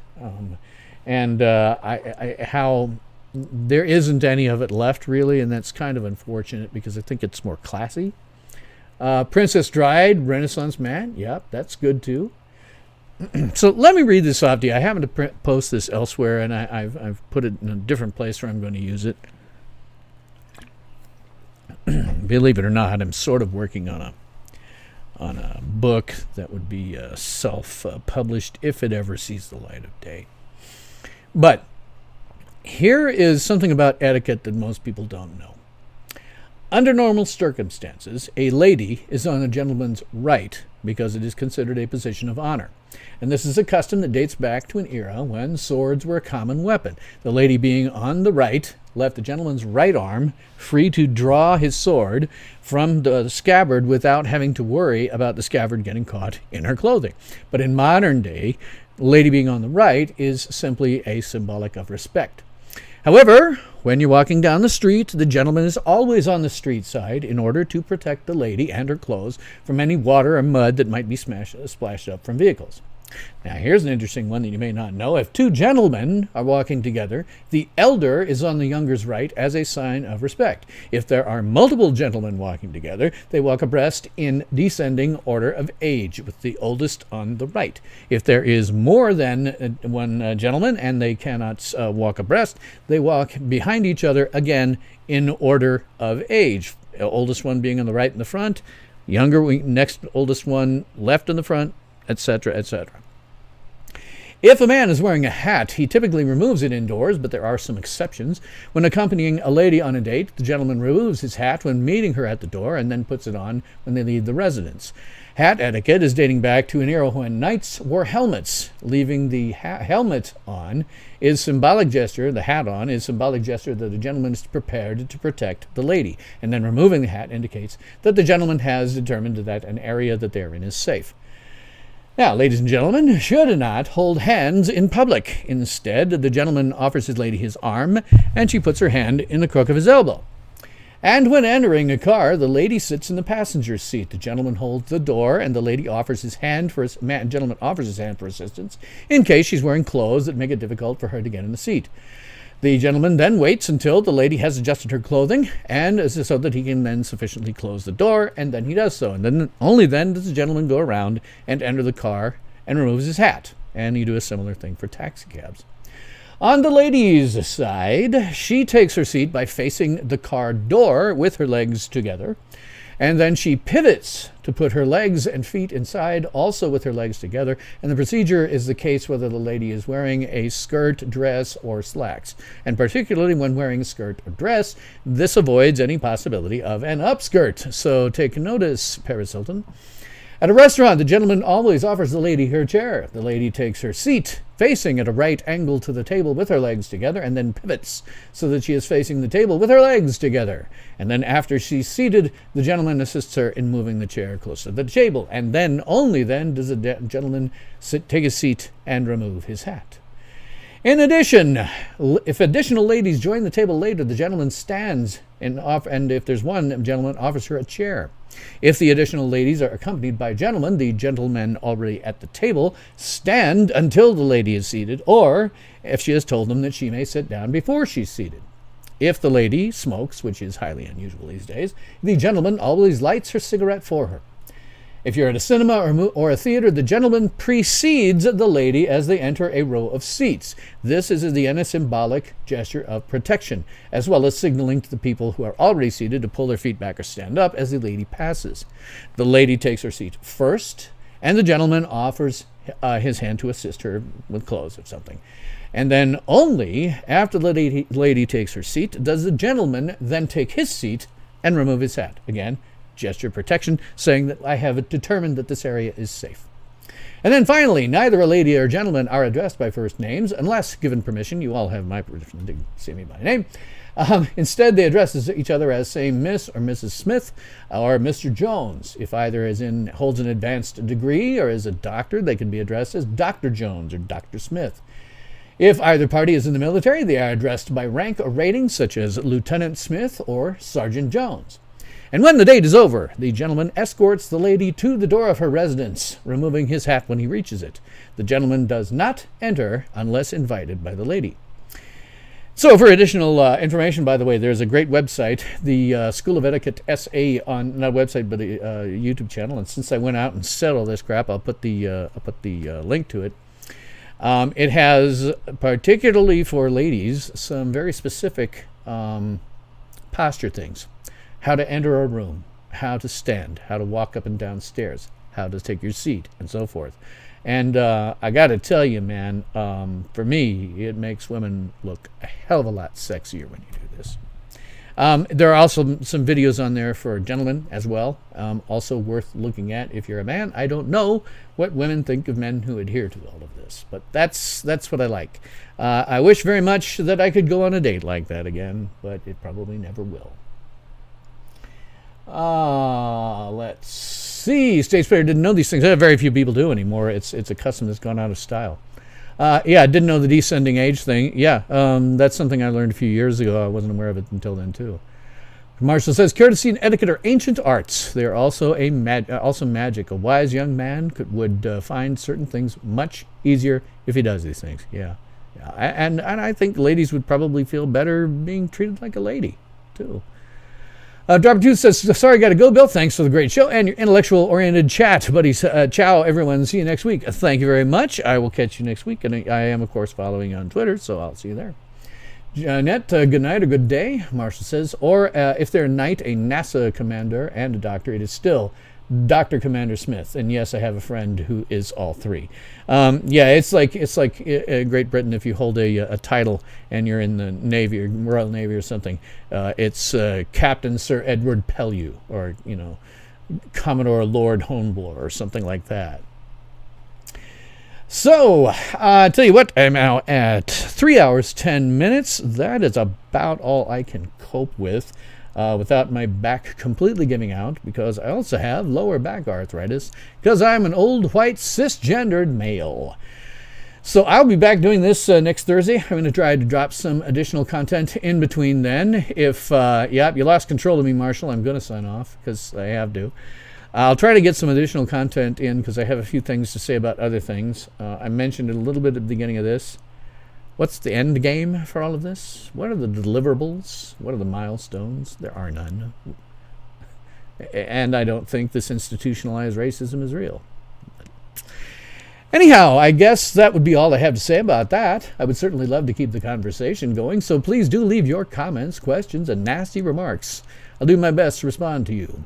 So thanks for watching. That would be all the time we have today for Tales from SYL Ranch Live, where everyone is entitled to my opinion. And I'm Bill Stone.